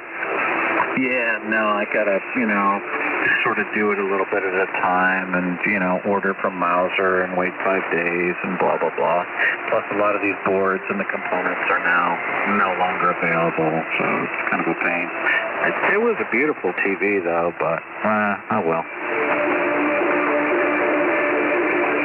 So that's a projection. Yeah, that digital light projector in there. Yeah, not the deep one, but like an electronic one from 2008. Right after that was the pinnacle of the technology for that. Right after that, they went to LEDs and LCDs, or I guess LCDs first and then LEDs. Yeah, cheaper to make. Yeah, and I don't like the picture as well. It's not as pretty. The technology is like cheaper, and it's a different look to it. It's almost like artificial looking.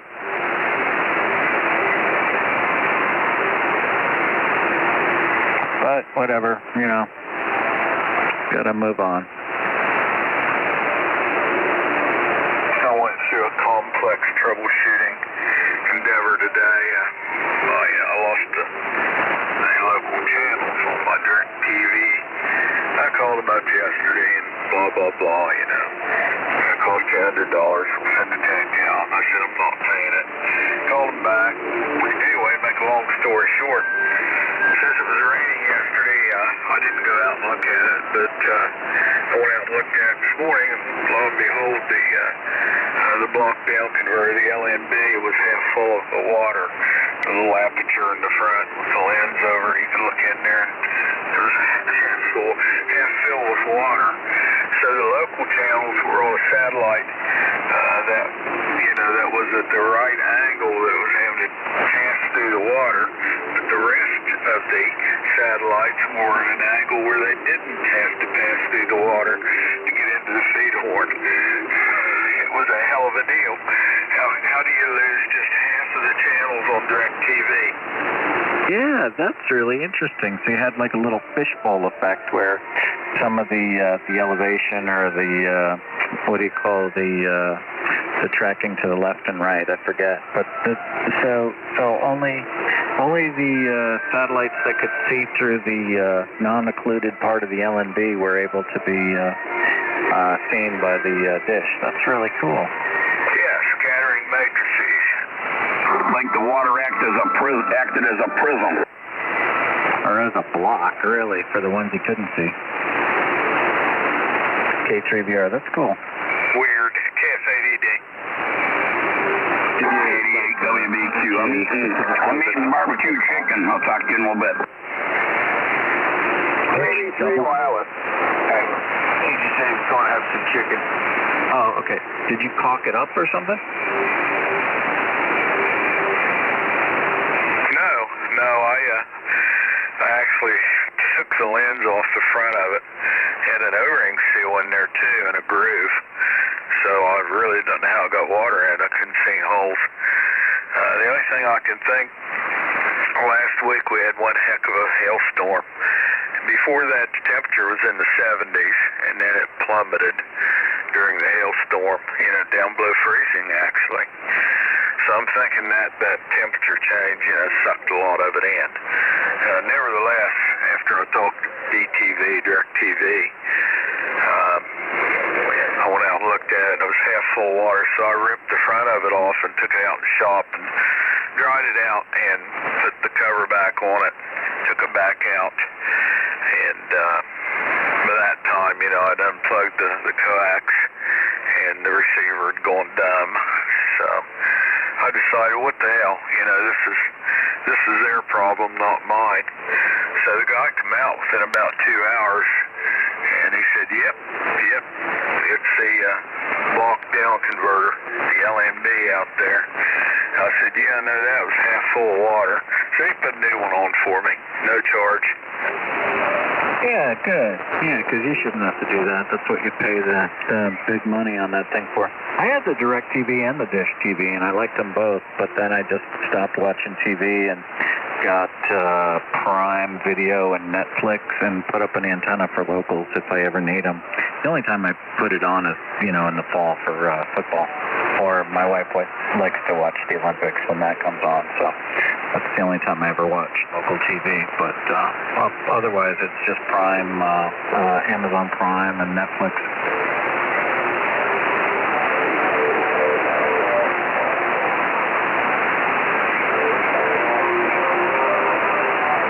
Well, the new LNB up to my signal strength about another 8 to 10 points on the signal meter.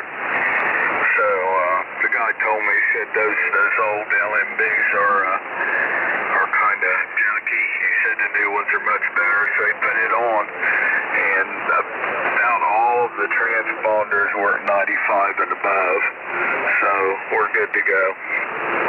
Yeah, that's good. I remember when I had, DirecTV and Dish. Every so often, the competitor would come out with some deal, where it's like Switch and you can get TiVo for 2 years, or this or that. So I was always switching back and forth, and I put up my own mount so that I would just tell them to go ahead and switch the dish and hook up to the existing coaxes that were there, so they wouldn't have to drill any holes or anything. And it got so it was like about a 10-minute procedure to switch between Dish and DirecTV. Oy vey. Yep.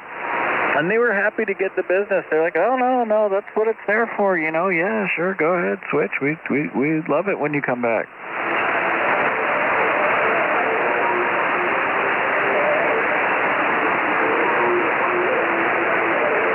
I've got DirecTV and Dish sitting out to the back porch, both of them.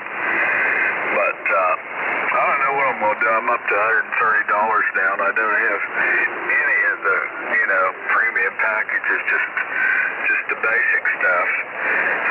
Back when I started with them, I was paying $27 a month, but I had bought my own equipment. Back then, you could go to Walmart and buy the thing. Yeah, exactly. I think Prime is like $110 for the whole year. And I think Netflix is like $13 a month, so that's like $230 a year, something like that. Well, it's about $144. It's still about $250 a year, I guess. Yeah, we watched that. What is it?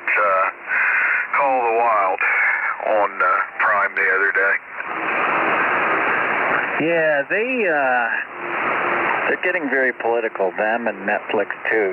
They're making their own content now, and it's like their agenda is introduced in everything that they make.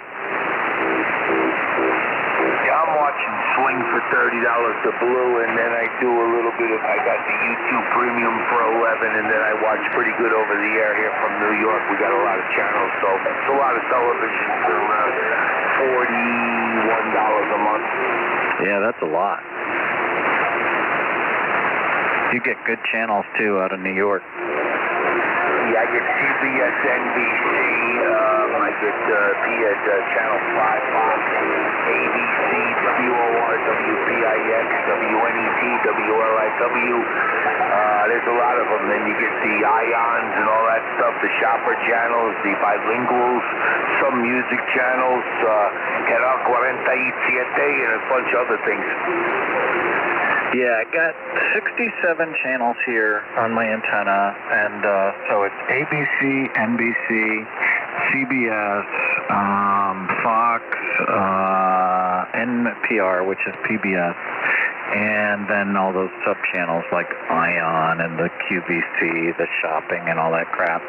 But, yeah, all the basic ones, and then plus the rerun TVs like Comedy or Ion, Pluto, something like that. I forget. I don't know. I don't really watch it very much, but it's there, if I need it. Right, then the Fox subsidiaries have the movie channel, and then you have a few other ones on Channel 4, and then there's a few on 2 and 2, and so there's a lot of subsidiaries and other things that are going on up there. There's enough television there to keep you busy. I like Sling because that gives me Fox News. That's really all I'm interested in. Oh, yeah. Okay, cool. Can't get that any other way.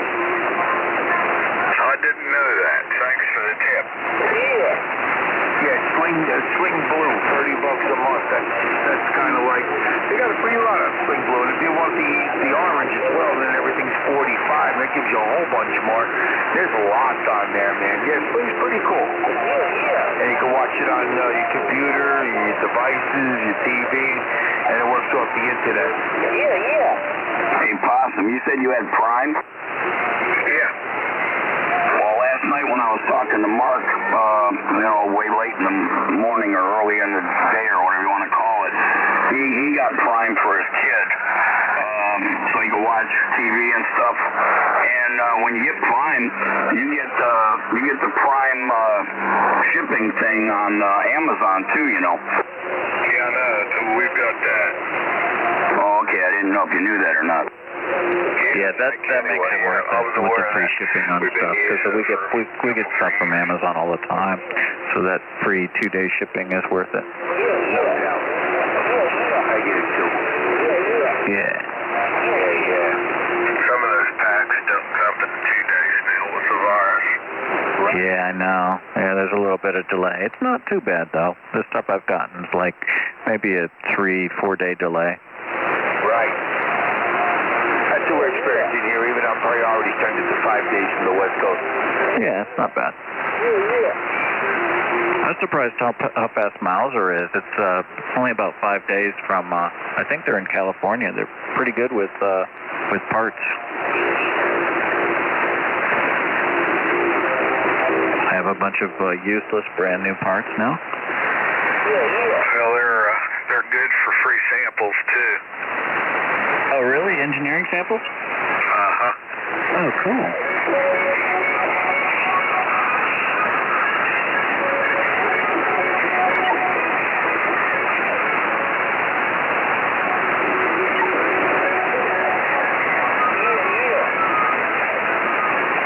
Switching power supply spur on here, which is just about taking out that Clemmer. Oh, how fortunate.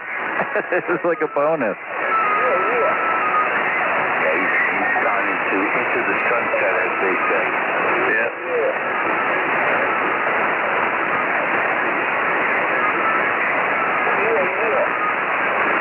K3 beer or 20? Cafe ED. Bob has a cowlick, and there was also a UFO by his house. N8NZF sent me a video of a UFO. Yeah, did you see his pussy bed? Yeah. And that cowlick, or catlick. He got me shopping for kites tonight. I know, it's been super windy here. The weather's been really crappy, cold, wet, dark, windy, but it would probably be cool for kites, you know? Thinking about hauling up a nice thin wire for 160 on a windy day. Yeah, I've never done that. I guess you could get a weather balloon and do that, right? Sure, they do that all the time. You know who flies one of the highest weather balloons? Navy. They float this one down in Key West. It's so high, it looks like a dot in the sky. But when they bring that thing down, it's like 20 feet in circumference. Wow. I wonder, how do you keep it, over your shack? Doesn't it just tend to drift with the wind? Yeah, well, you're definitely going to need the room to be able to do it if it does drift and come down. I live right on the beach, so I'd be all right. Yeah, you wouldn't want to fly into the high voltage lines. No. I guess it would be good on a windless day. It would go straight up and just hang out there. Right. I've even used kites to position drop lines over trees and stuff, too. Right. Yeah, my 160 antenna goes from the ground up to a tree like 130 feet away. So it's a quarter wave that's resonant on, 1900. Yeah, I'm doing some antenna repositioning this week, too. I'd like to get a receive antenna, like a worm or a loop or a pennant or something, because verticals are really noisy on 160 to listen. They're great to talk on, but really noisy to listen on. Look at a U antenna. Yeah, a U or a flag or a pennant or, a little loop, like a directional loop maybe. Yeah, the U works really well. Yeah, so, I had fun last winter. I talked to a lot of people, but I think it would have been more pleasant with a receive antenna.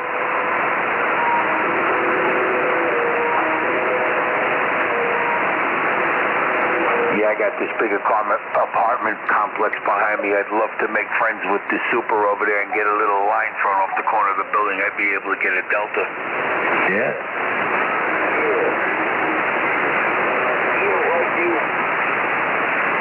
He don't know me. You're a scumbag. Pretty much. I got your number, don't I? I'm glad I don't hear you too good tonight, but I do hear you in the corner begging for attention. So I figured I'd give you your 30 seconds of fame. Good night.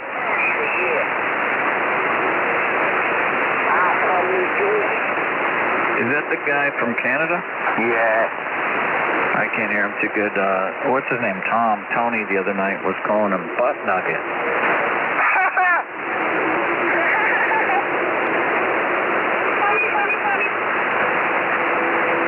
I like it. It fits him. Yeah, it was, you know, a little bit graphic in the description. You know how Tom is, but it was funny. In fact, I had the radio on and I was kind of dozing off. Then Tom started talking about that. It just woke me up and I was laughing because it was pretty funny. I think he gets tired of the abuse. I really do. There's no other reason why he'd be here every night. He just sucks up the abuse. He's like an abused woman in a relationship that the husband's just beating him. Yeah, right. And just keeps on coming back for more. I can't get out. I can't leave him. I love him too much. I love him so much I can't leave. I love radio too much. Can't I be?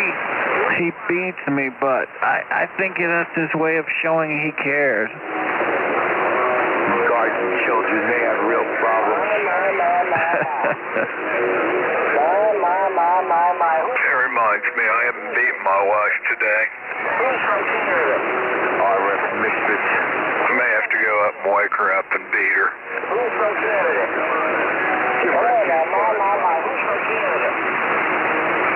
Who's out here from Canada? Give her a kiss, Possum. I got to go to bed because I got to go to work tomorrow. So I'll say 73. Nice hearing you guys. Take care. And to all the Cormers, arrivederci. 73 from K3VR. Yeah, good night, Brian. Stay safe. Don't work too hard. And, yeah, I'm going to head off to bed, too.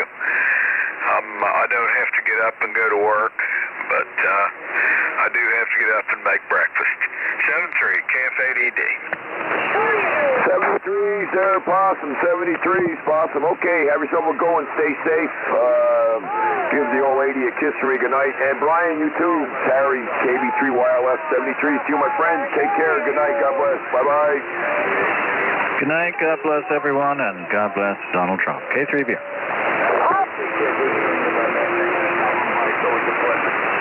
Have a good one, Brian. Have a good one, Possum. We'll talk at you later. Have a good night, guys. 73 KD8 WBQ. Possum doesn't know how to change up the LMB. Who's that Kate Ranch? Possum doesn't know how to change an LMB, for Christ's sake. Possum, you don't even know how to change an LMB. You're supposed to be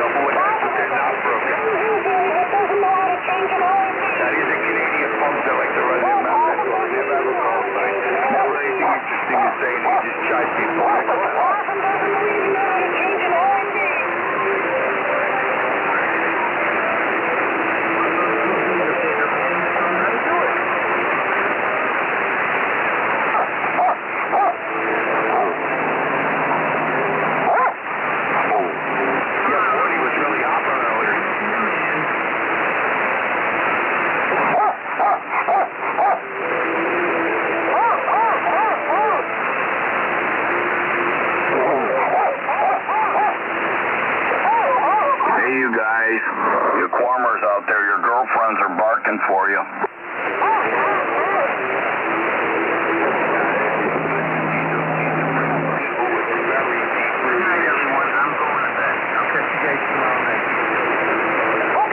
Alright, have a good one, dude.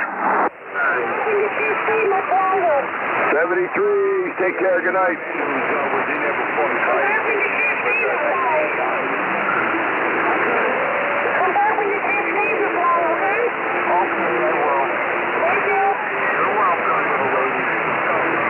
Yeah, we call him Deep Throat. No, ruined his voice box taking too many too deep.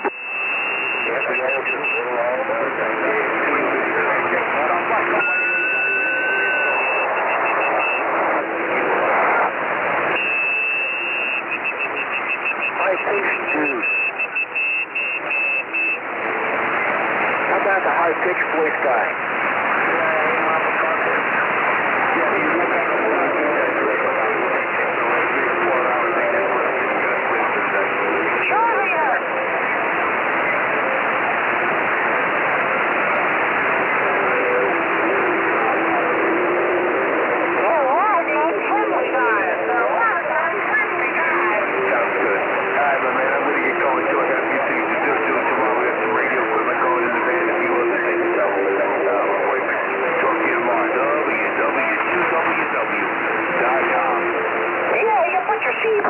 WW2, we'll talk at you tomorrow night. Have a good one. Talk at you later. TD8WBQ, 73. 73 is my friend. You have a good one. Good night. KB3YLF, we're gone too. He's going to put his Cobra 29 into the van and maybe some 2 meters Charlie Bravo stuff. Isn't that right there, Worldwide? You're going to put in some 2-meter CB stuff. He's got 2-meter CB stuff to put in tomorrow. 2-meter Charlie Bravo stuff.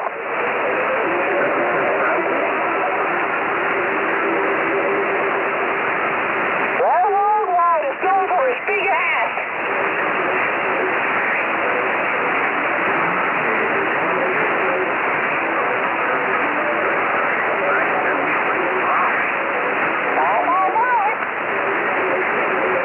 Come back when you can stay and fly.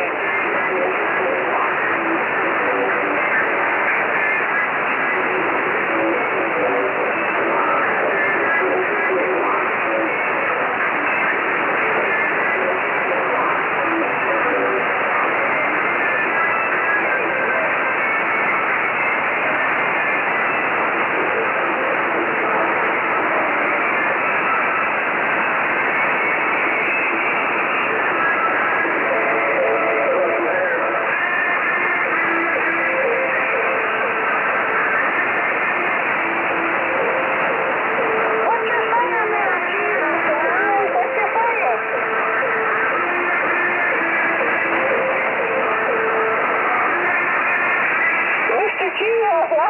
Mr. GFY, that real loser guy really is whiskey too, whiskey on the wall there around dinner time yesterday. Yes, he did. Real loser guy had him rocking and rolling.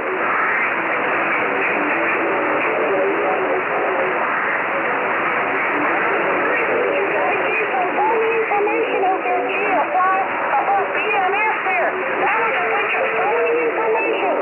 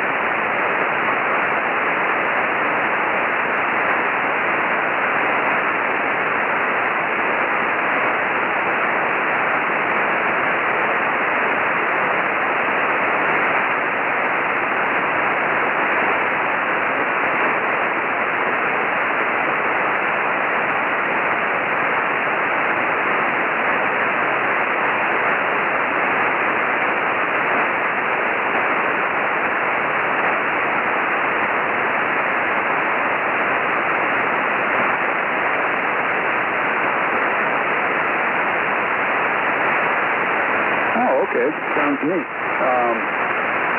You guys were throwing names out there and all kinds of stuff and all the abbreviations, and it sounded like you both knew what you were talking about. So, anyway, that was on the air, but I'm sure you had a good conversation.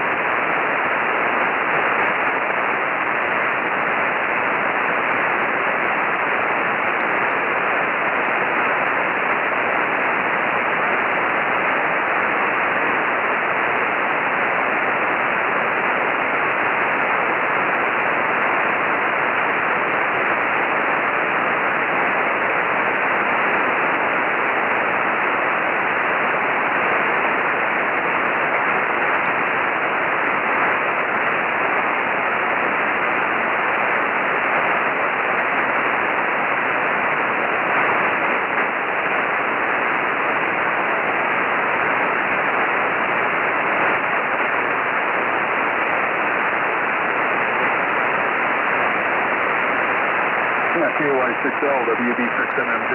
Well, it sounds pretty neat. That must have been interesting stuff back in the day. Still is, actually. Not just then, but it's still interesting now. But, yeah, very good. Well, anyway, I don't know. Let's see. I've been so busy around here, I haven't had time to do much of anything. I was keeping an eye on my daughter, in a sense, out in Texas. They had a thunderstorm go over. That's where all the static crashes are coming from, is in Texas, pretty much.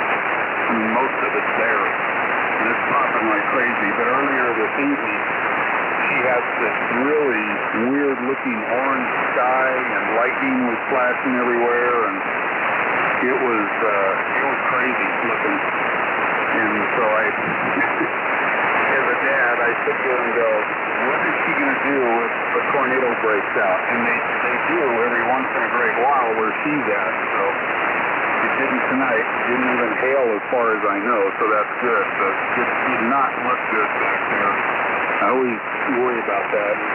They don't have a basement or anywhere to, go underground yet. I know that he'll build one, when he can, but right now it's not getting done. So I'm going to push him a little bit on that.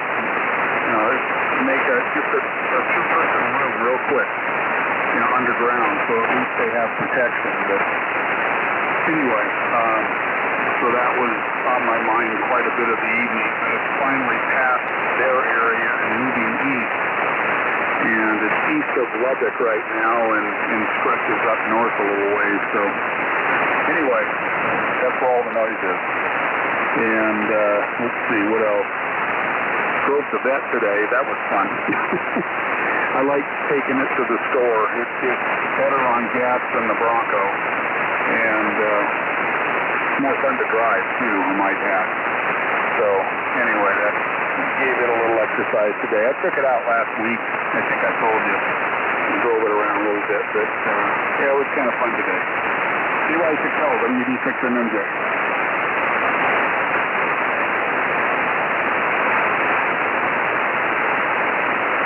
It was less crowded. I noticed over in Arrowhead that it was, the parking lot was less full and everything, so it calmed down. But the weekend, you get the motorcycle riders up here, you get everything. There's times where on certain weekends all you hear is this roar from motorcycles going up here, or coming up here. And, you know, it was busy last weekend with the motorcycles, cars, and everything. People are getting out. They're fed up with staying indoors, I guess.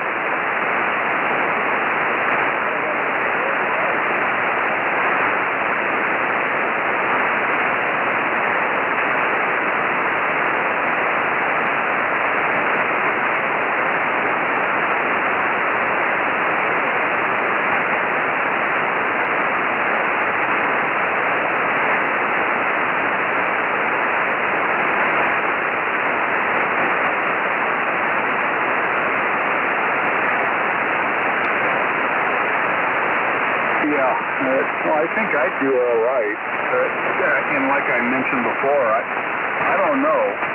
Honestly, I don't know, but I may have had it in January. It had the same signs and symptoms. And so, who knows? Maybe it was. I'm not going to pay $200 or whatever it costs to see if I'm immune to it now, to the virus. But high fever, dry cough, and all that. You know, the sore throat in the beginning, and then all that stuff. But anyway, I don't worry about it too much. And I went over to our local market here in town, and I walked in the door, and somebody I know in there goes, "You don't need a mask unless you want one." I took mine off. I said, "Good," because it just fogs up my glasses.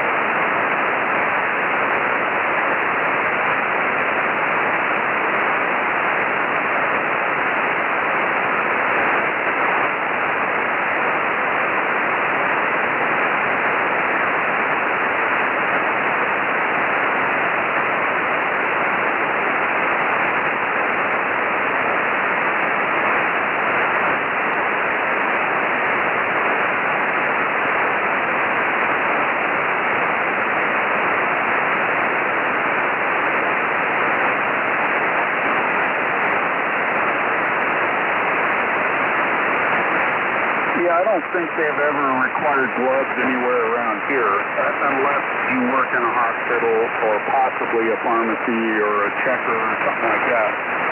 But as far as just the average person, we don't have to wear gloves around here at all. It's just masks. But let's see, what was I going to say? I was going to say that it'd be a good thing to wait and see if there is a new breakout of this virus as we start to relax some things. Once people feel secure that there isn't going to be another big bump in virus, in other words, numbers start coming out high again, then I think people will be more willing to take their masks off. At least I will. In your situation and your wife, yeah, I can understand that totally. I wouldn't go anywhere without maybe gloves and a mask just to be safe. I came home and I have the what is it? It's like a pump foam stuff that you put on your hands, and it kills any bacteria and all that. So I use that right away. But anyway, it'll be interesting to see what happens as things become more and more relaxed. Hopefully it'll just keep going down, the numbers. We'll see.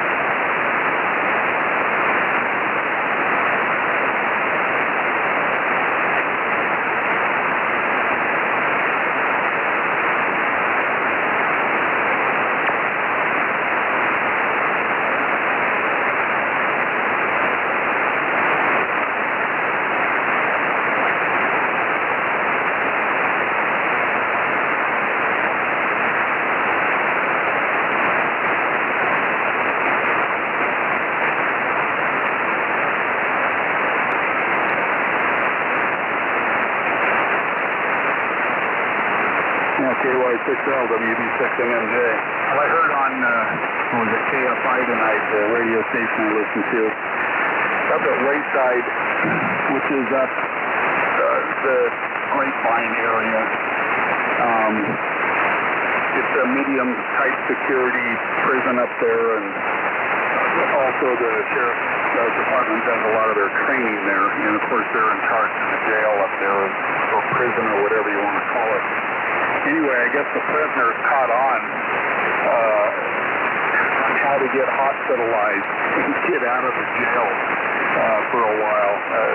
They were using hot water and trying to warm up their bodies and stuff to show that they had a fever, so they would end up at the hospital. But apparently they caught them on camera doing that. They have a hot water, what do you call it? It's like a drinking fountain, but it's hot water that they use for their coffee and for their soups and things like that. They were drinking lots of hot water trying to warm up so that it looked like they had a fever. But that worked for just a short time. Anyway, that was interesting to hear that. My dad did a lot of training up there too at Wayside, and that's how I learned about it. Anyway, I don't know what the numbers are around here anymore. I haven't heard a thing. Last I heard a month ago it was 3, and so I just haven't heard any more. I'm curious if it's gone down or up or what. KYXL, WB6 and MJ.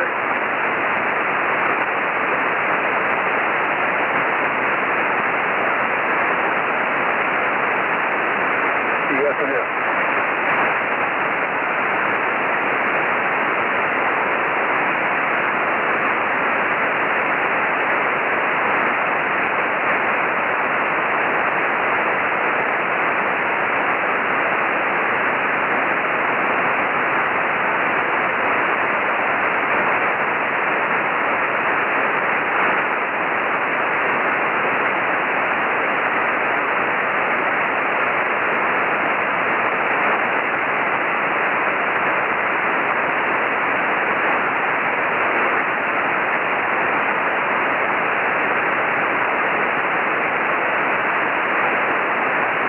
Interesting. Well, I believe that's where they had Hogan's Alley, too. It was a shooting, training type thing that they had, a course that you would walk through, and, it was to teach you the good guys from the bad guys, and not to shoot the good guys. So, have you ever heard of that?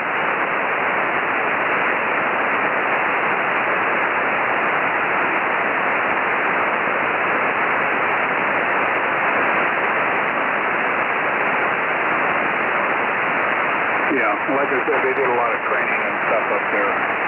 I know my dad did a lot of medical training up there at one point, and, like he was ever going to use it, but he had to do it. It was a requirement.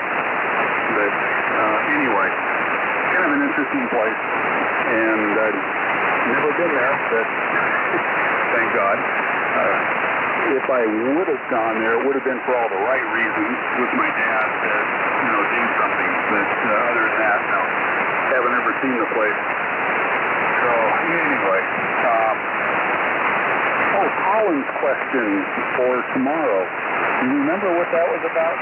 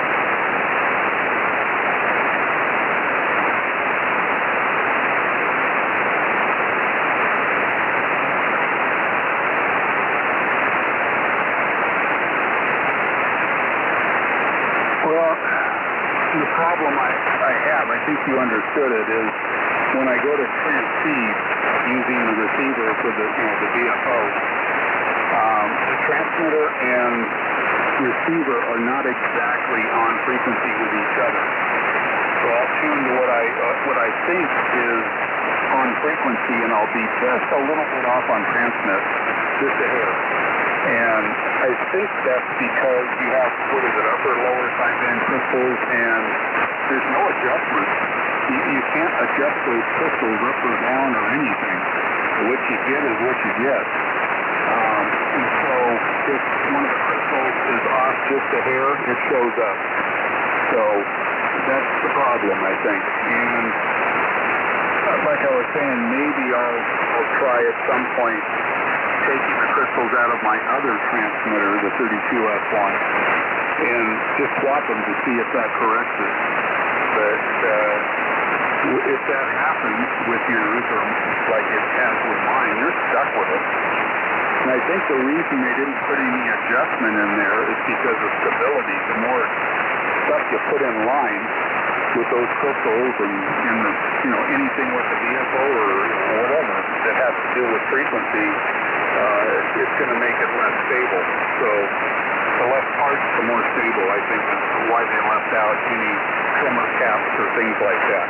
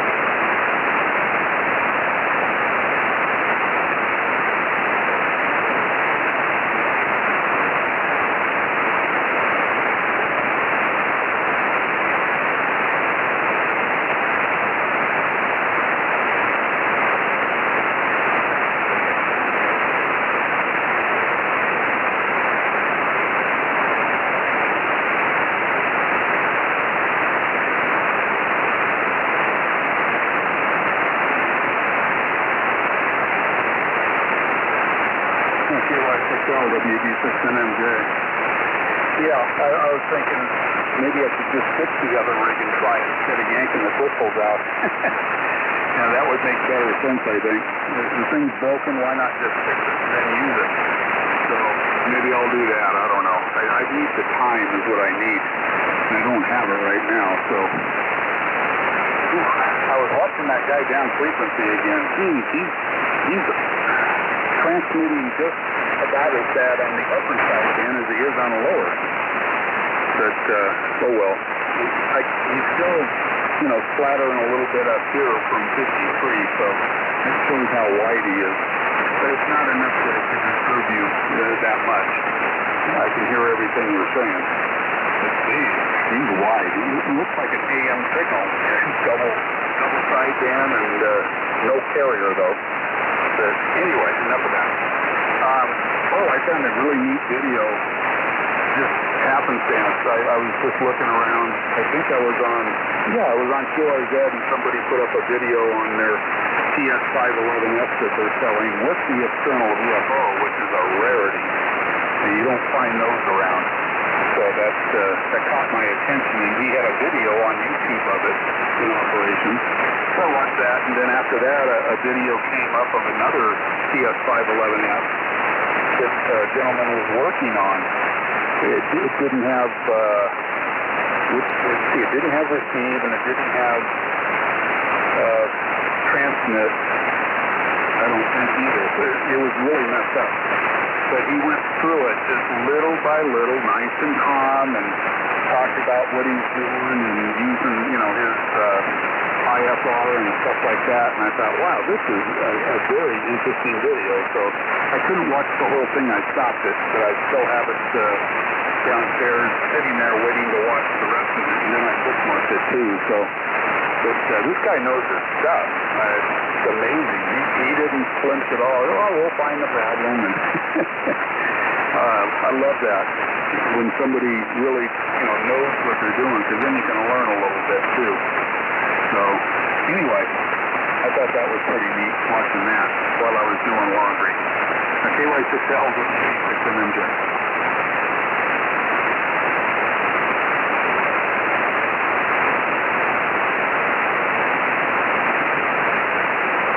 Yeah, that was actually on the hot list, if I remember correctly. I don't look at the other list, so it had to be the hot list. Yeah, it was on QRZ.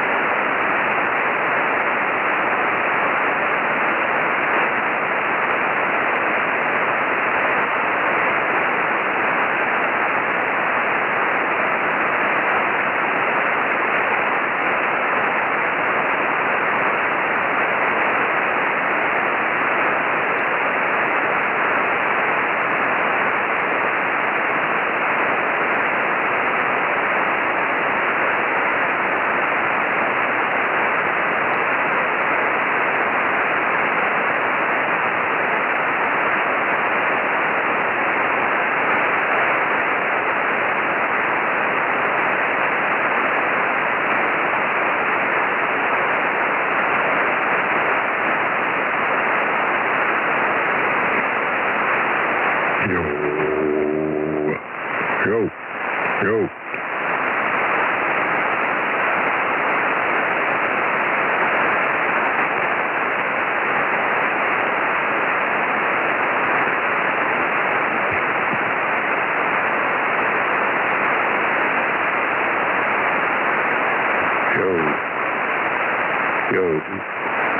Go.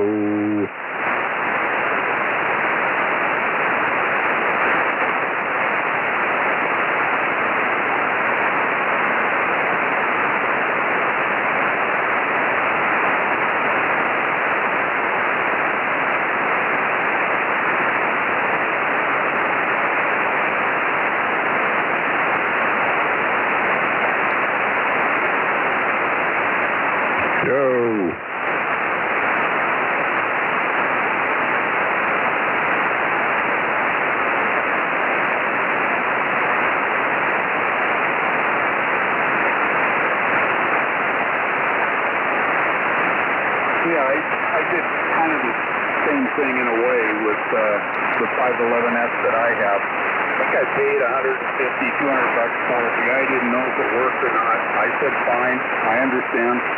He shipped it, and I opened up the box and hooked everything up, and nothing. No receive, no transmit. And I figured, okay, I got a project. And I started checking voltages right away. And this was all in one afternoon, too. Started checking voltages and found that the 9 volts isn't there. I thought, well, that could be the problem. So to test that, I dug through my junk pile and pulled out a 9-volt battery and hooked it up, and the thing came alive. And I said, okay, now back to the schematic, and where's the regulator for the 9 volts? And I found the regulator, and of course it was dead. Then I looked in my junk pile again and found a 9-volt regulator and stuck it in there, and it worked. So I patted myself on the back and put everything back together, and called it a done deal. So I lucked out on that.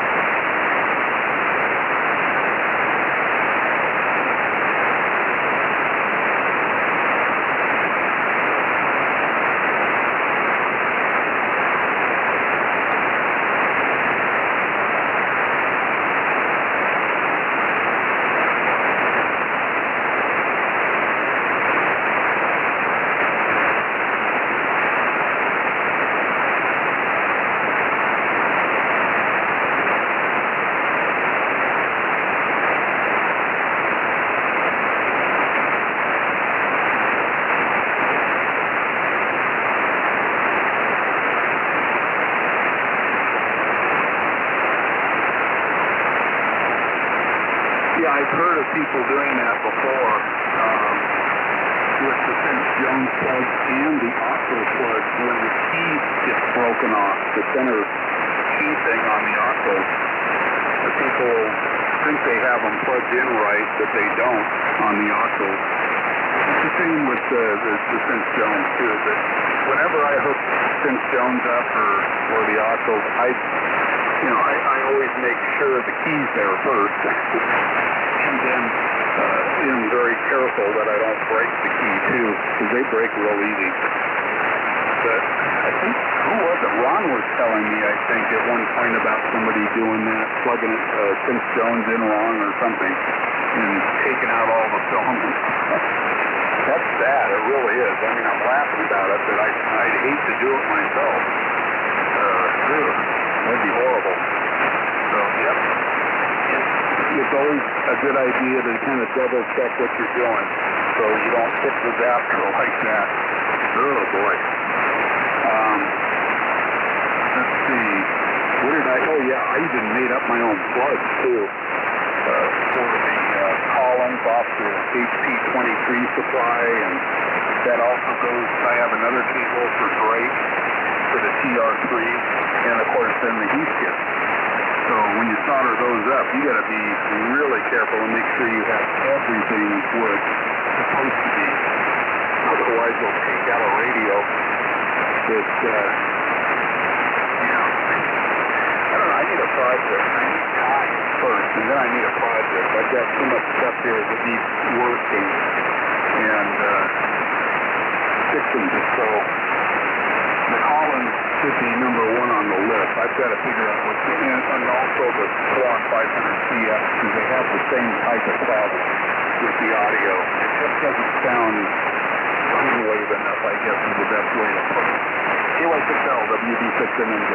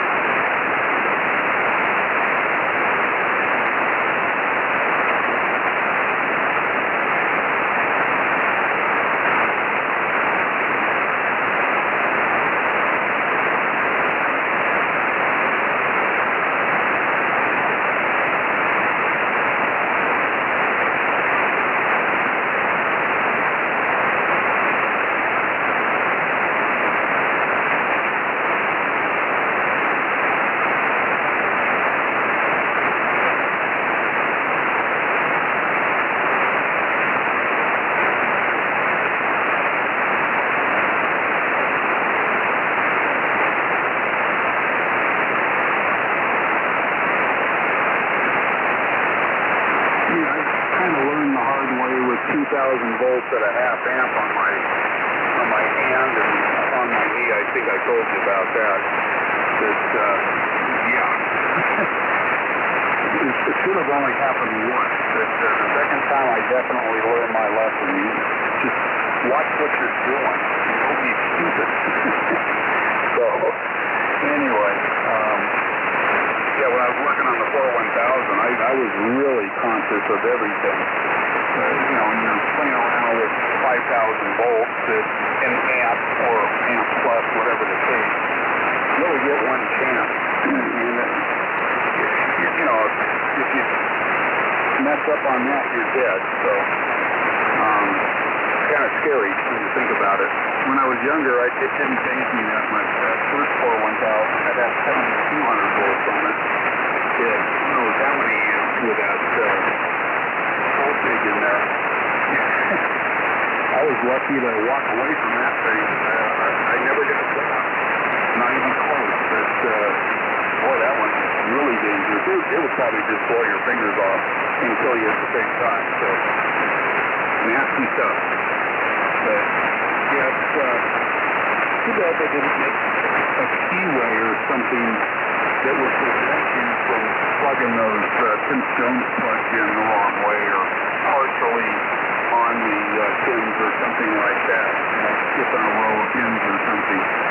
It would have made life a lot easier for a lot of people. Not me. I haven't messed up yet on that, but I'm sure a lot of people have.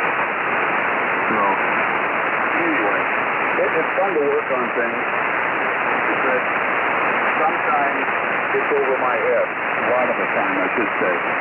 I'm not an engineer, electronic engineer, that is. But, I enjoy playing with them. If I can fix them with something semi-simple, they're good. But when you get into some of the newer equipment, forget it. I'll just sit and watch. Somebody else do it. Because I can't mess with these newer radios. Just too much. See what you tell them. You can fix it in there.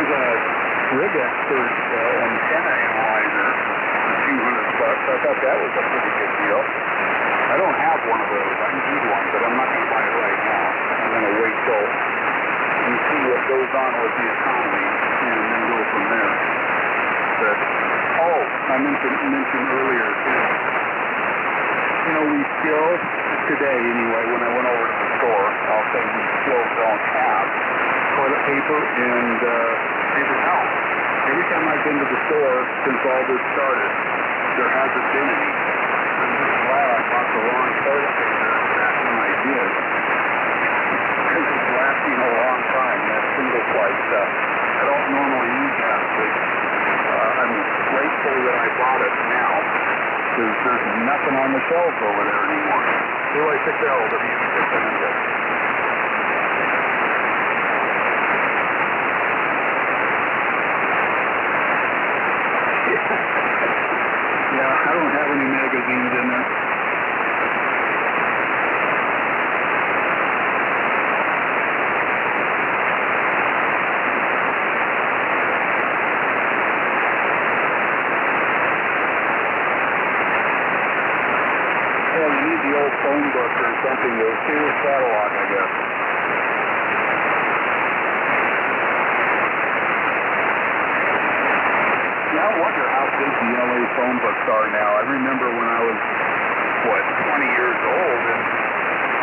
we get this huge phone book. And up here, we have this little tiny thing now. And it's not very thick, because of cell phones and everything. But, a lot of people are using their .com addresses to advertise and all that. So, I don't know. It's interesting how the phone books have shrank a bit.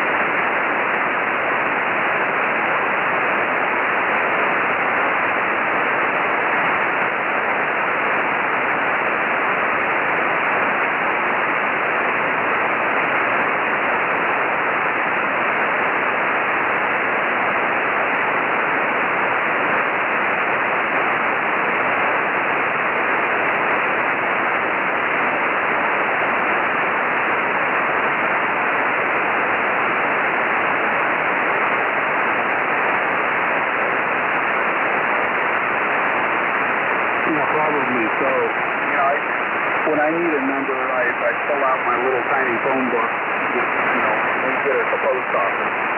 And it says Lake Arrowhead on it, but it covers all the way over here, too, and over in the Crestline. So I don't know if they used to do that, but I think because it shrunk so much, they're probably covering everything they can get their fingers on, from Green Valley Lake all the way to Crestline. So anyway, when I was in my 20s, I had this little 22 rifle. You could take it apart, and everything, the barrel, everything would fit in the butt of this rifle. And they advertised it that it could float. And I forget what the designation was on that, the numbers on that 22 rifle, but it was kind of a unique thing. And one night I thought, I wonder what it looks like if you shoot it into a phone book. So I got one of those big, thick phone books out and shot a round into it, which I do not recommend. And anyway, it went about halfway in and stopped. And then I could, get in there and pull the lead out just to see what it looked like. but kind of a noisy thing to do in the house. But back then, I don't know. I didn't think too well, I guess. Just stupid things like that. My neighbor, I can remember him. I heard a big bang over there one night, and I went over kind of cautiously and then knocked on the door. And, what's going on here? He said, oh, we had a mouse. He's dead now. He shot a mouse in their house. Crazy. Anyway, I think we were still lacking brains back then. I don't know. QA6L WB6MNJ.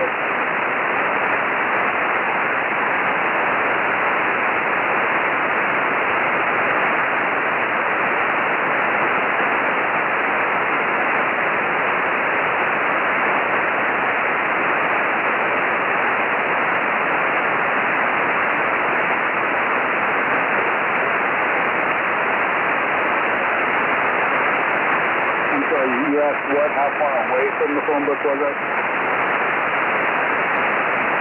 Oh, probably 10 feet at the most.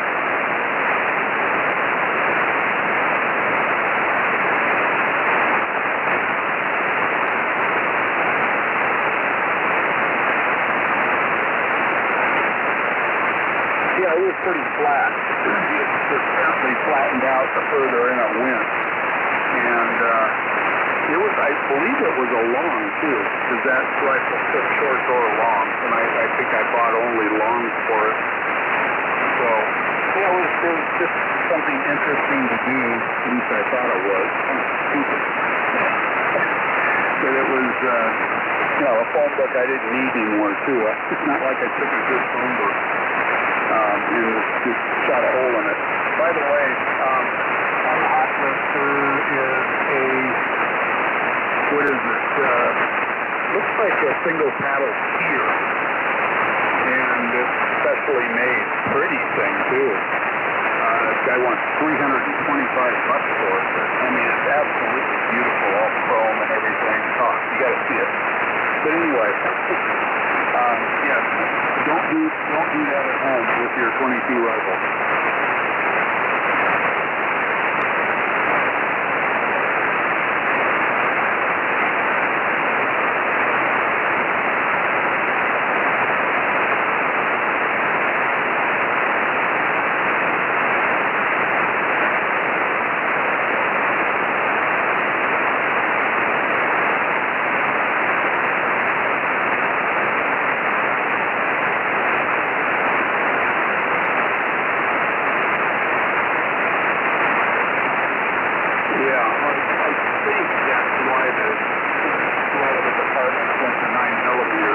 Reduce that hazard of going through walls and hitting a neighbor or something.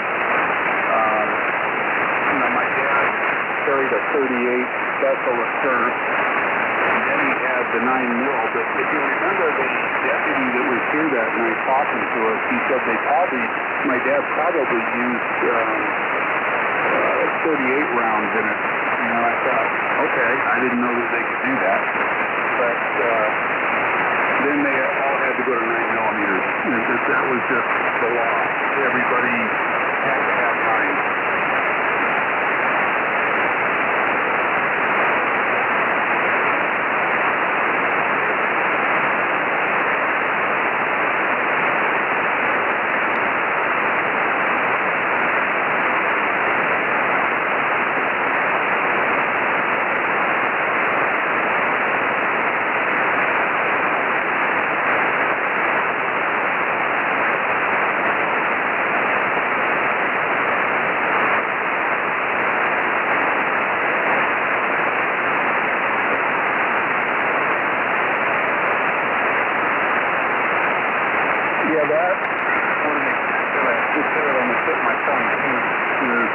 Shootout. But yeah, they were actually going to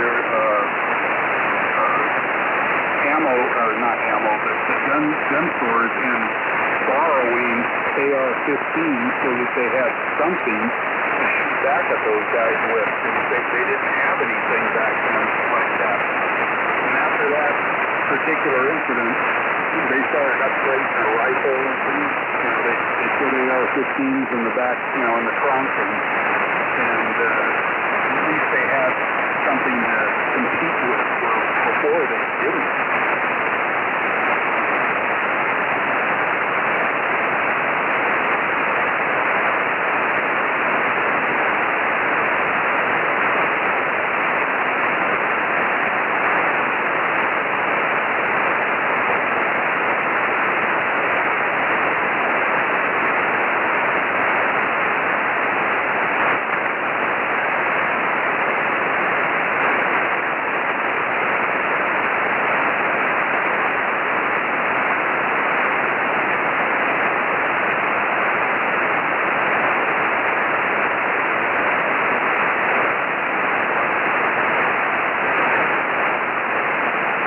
Exactly, you do. You can't do it with a 38 snub nose, not compared to what they were using.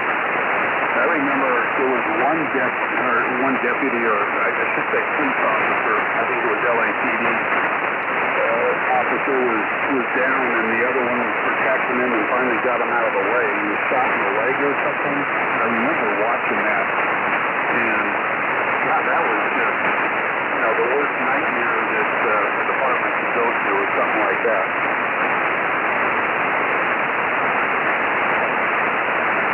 Does somebody want a break?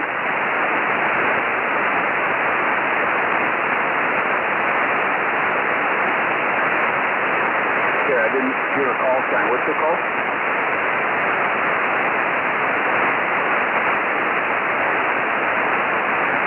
AM 6TNF. What's the name, please?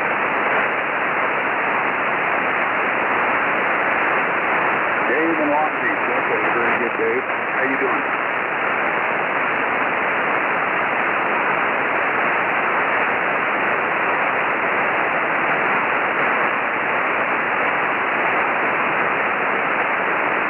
I believe it is. I think you can use a little more audio. Your voice is very soft. Maybe you're trying not to wake somebody up. I don't know, but your audio is on the weak side. But good signal. You're 5x9.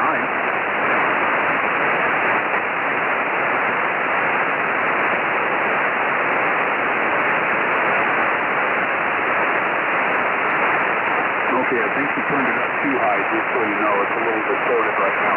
I'm located in the San Bernardino Mountains between Lake Arrowhead, Big Bear Lake, and my call is Whiskey Bravo 6, Mike Juliet, and the name is Randy.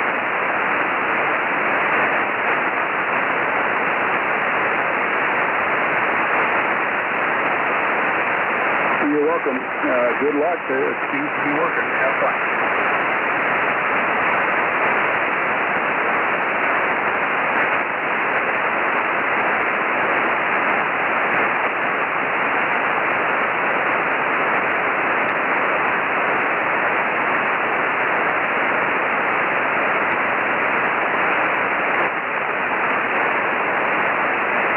The audio sounded good on that last one, by the way.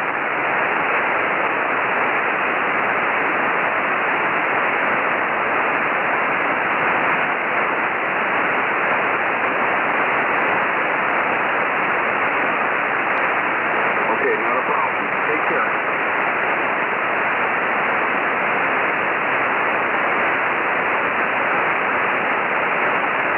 When you guys double bake, go ahead.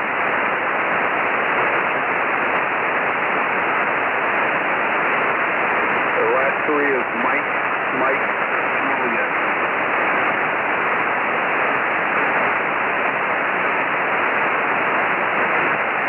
You're welcome. 73.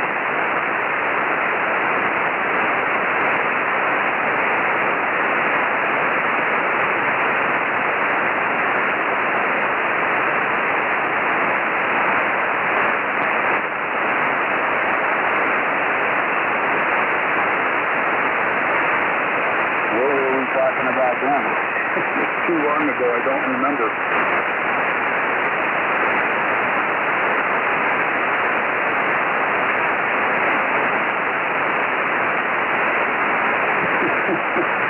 Oh boy, age is showing here. We were talking about radios, fixing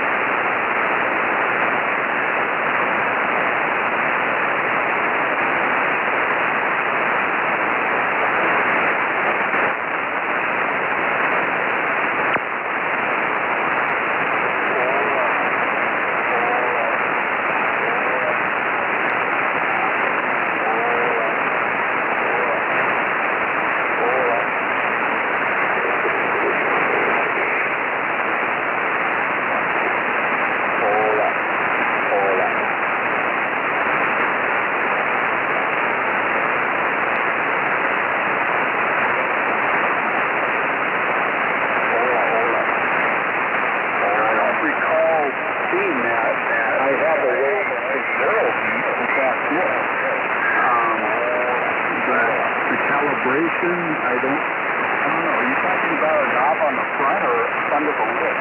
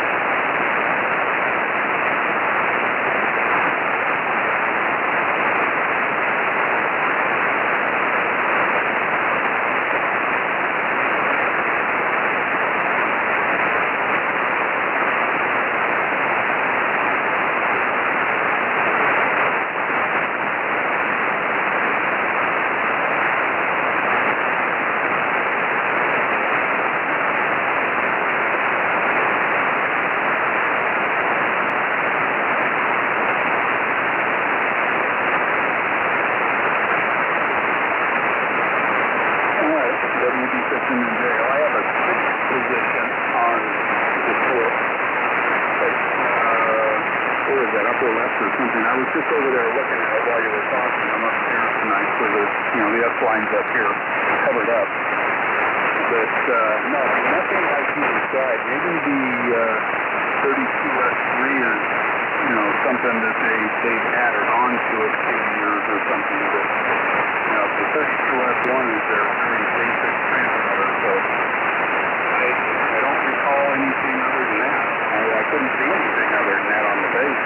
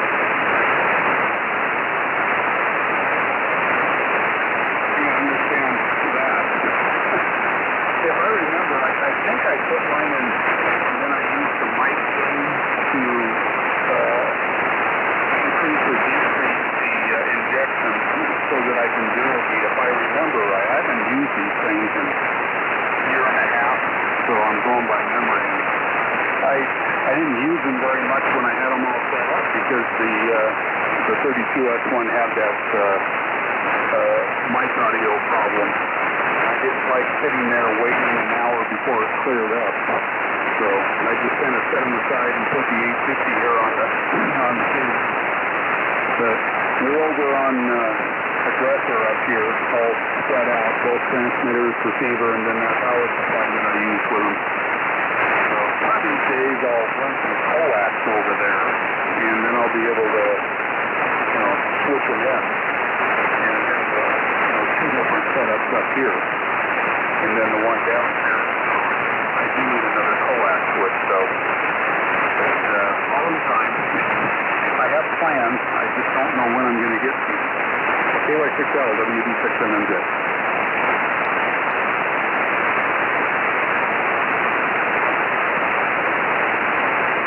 No, not at all.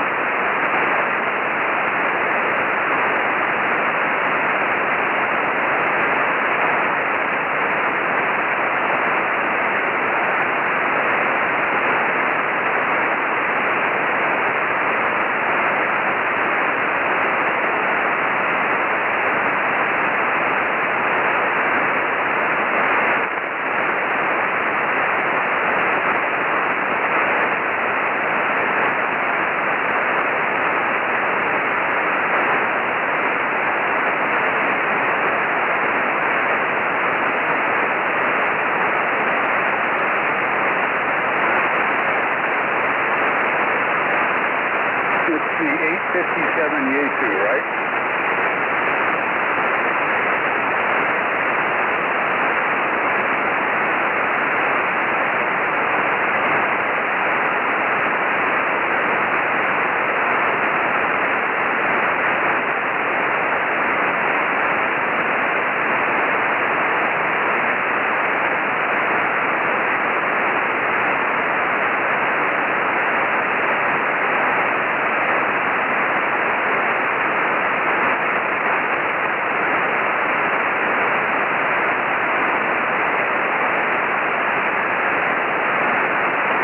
I just looked it up, and where am I? I'm on Yaesu's page.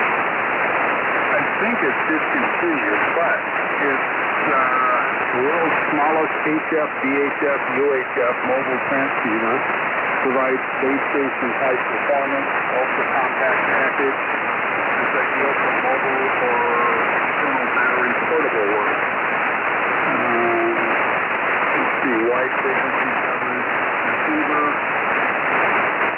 And move the page over here a little bit. Wide frequency coverage, outstanding receiver performance and convenience of optional remote head operation. So anyway, it seems like it's a pretty neat radio. It's got a lot in it for such a small physical size type radio.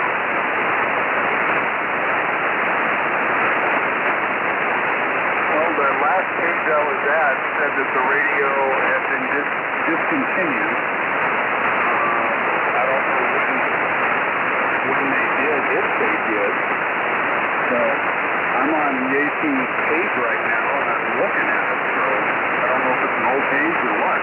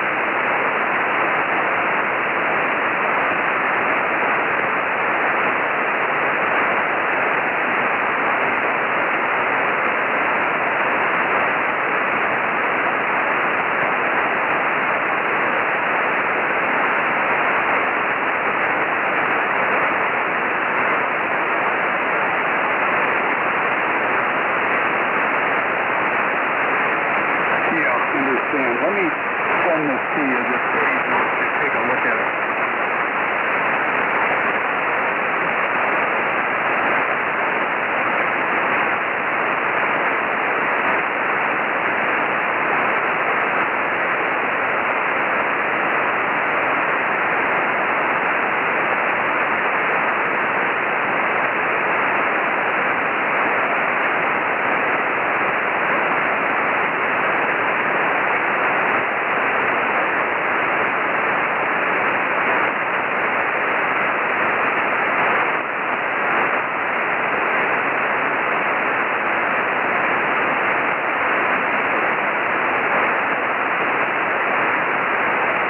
Okay, so when you get it, just click on the Yaesu highlighted Yaesu thing on the email. That'll take you to the page, and then just scroll down a little bit. It's right there.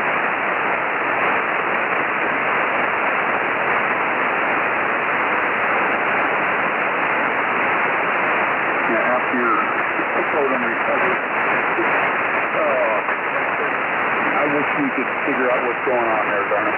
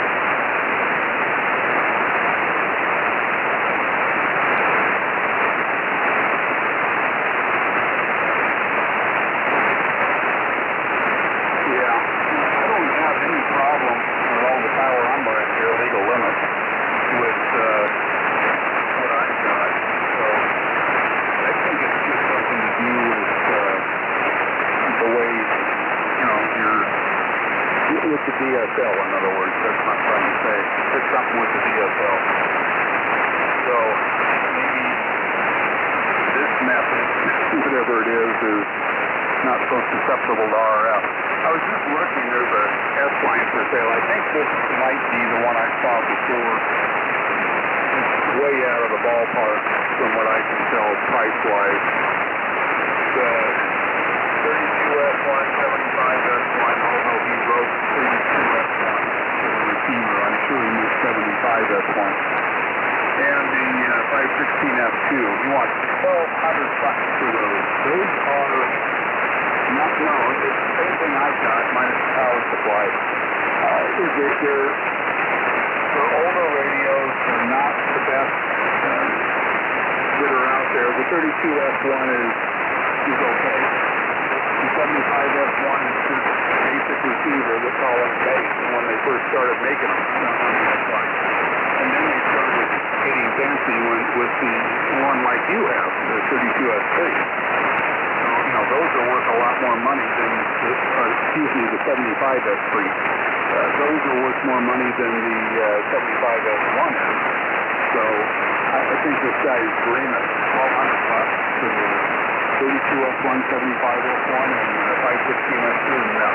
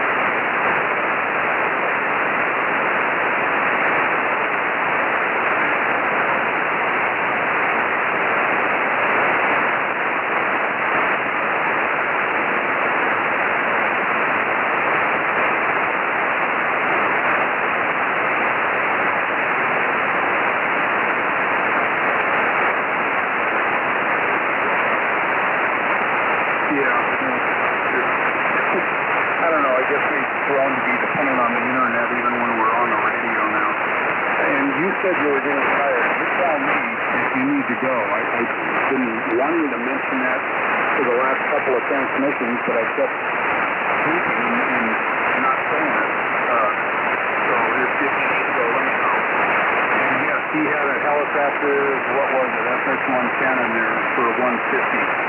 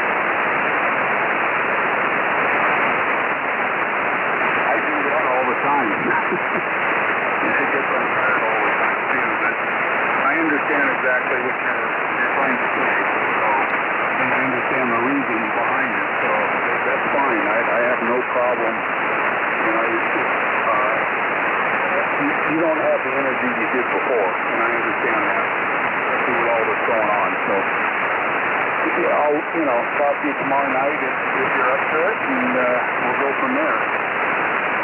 There is a Yaesu 901GM in there, too. I saw that and went, I remember those.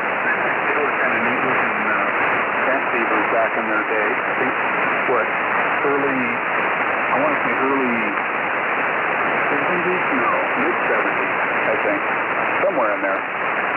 anyway, we'll let you go, because I'm not going to try to keep you up here if you're wiped out. And I'm not making a whole lot of sense here tonight either. I think I did too much today, even though I wasn't physically really working hard or anything. It was just one thing after another after another. So, anyway, have a good night, and we'll look for you tomorrow night.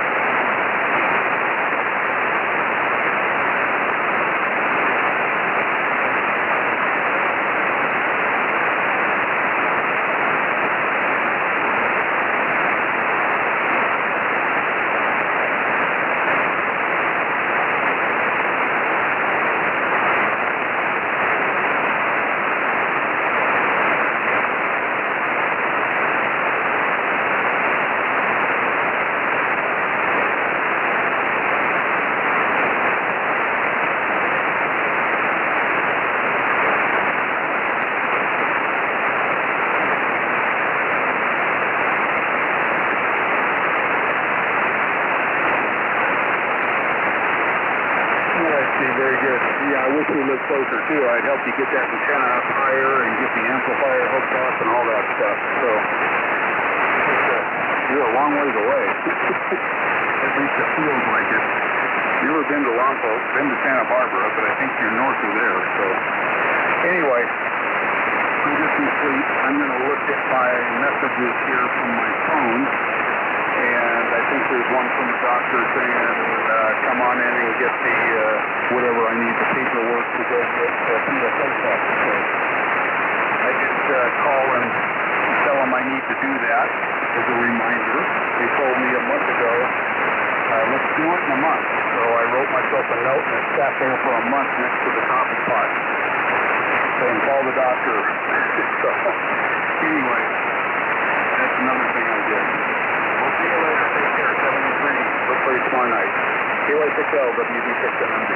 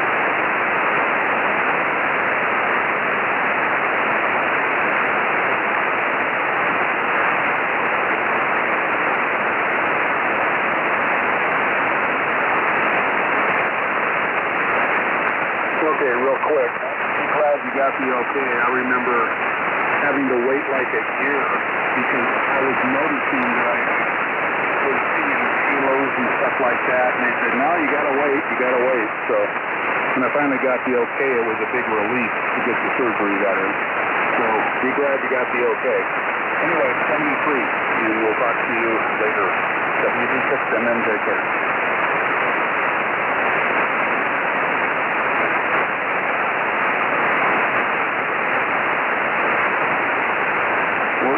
and that's why I didn't get the pretext.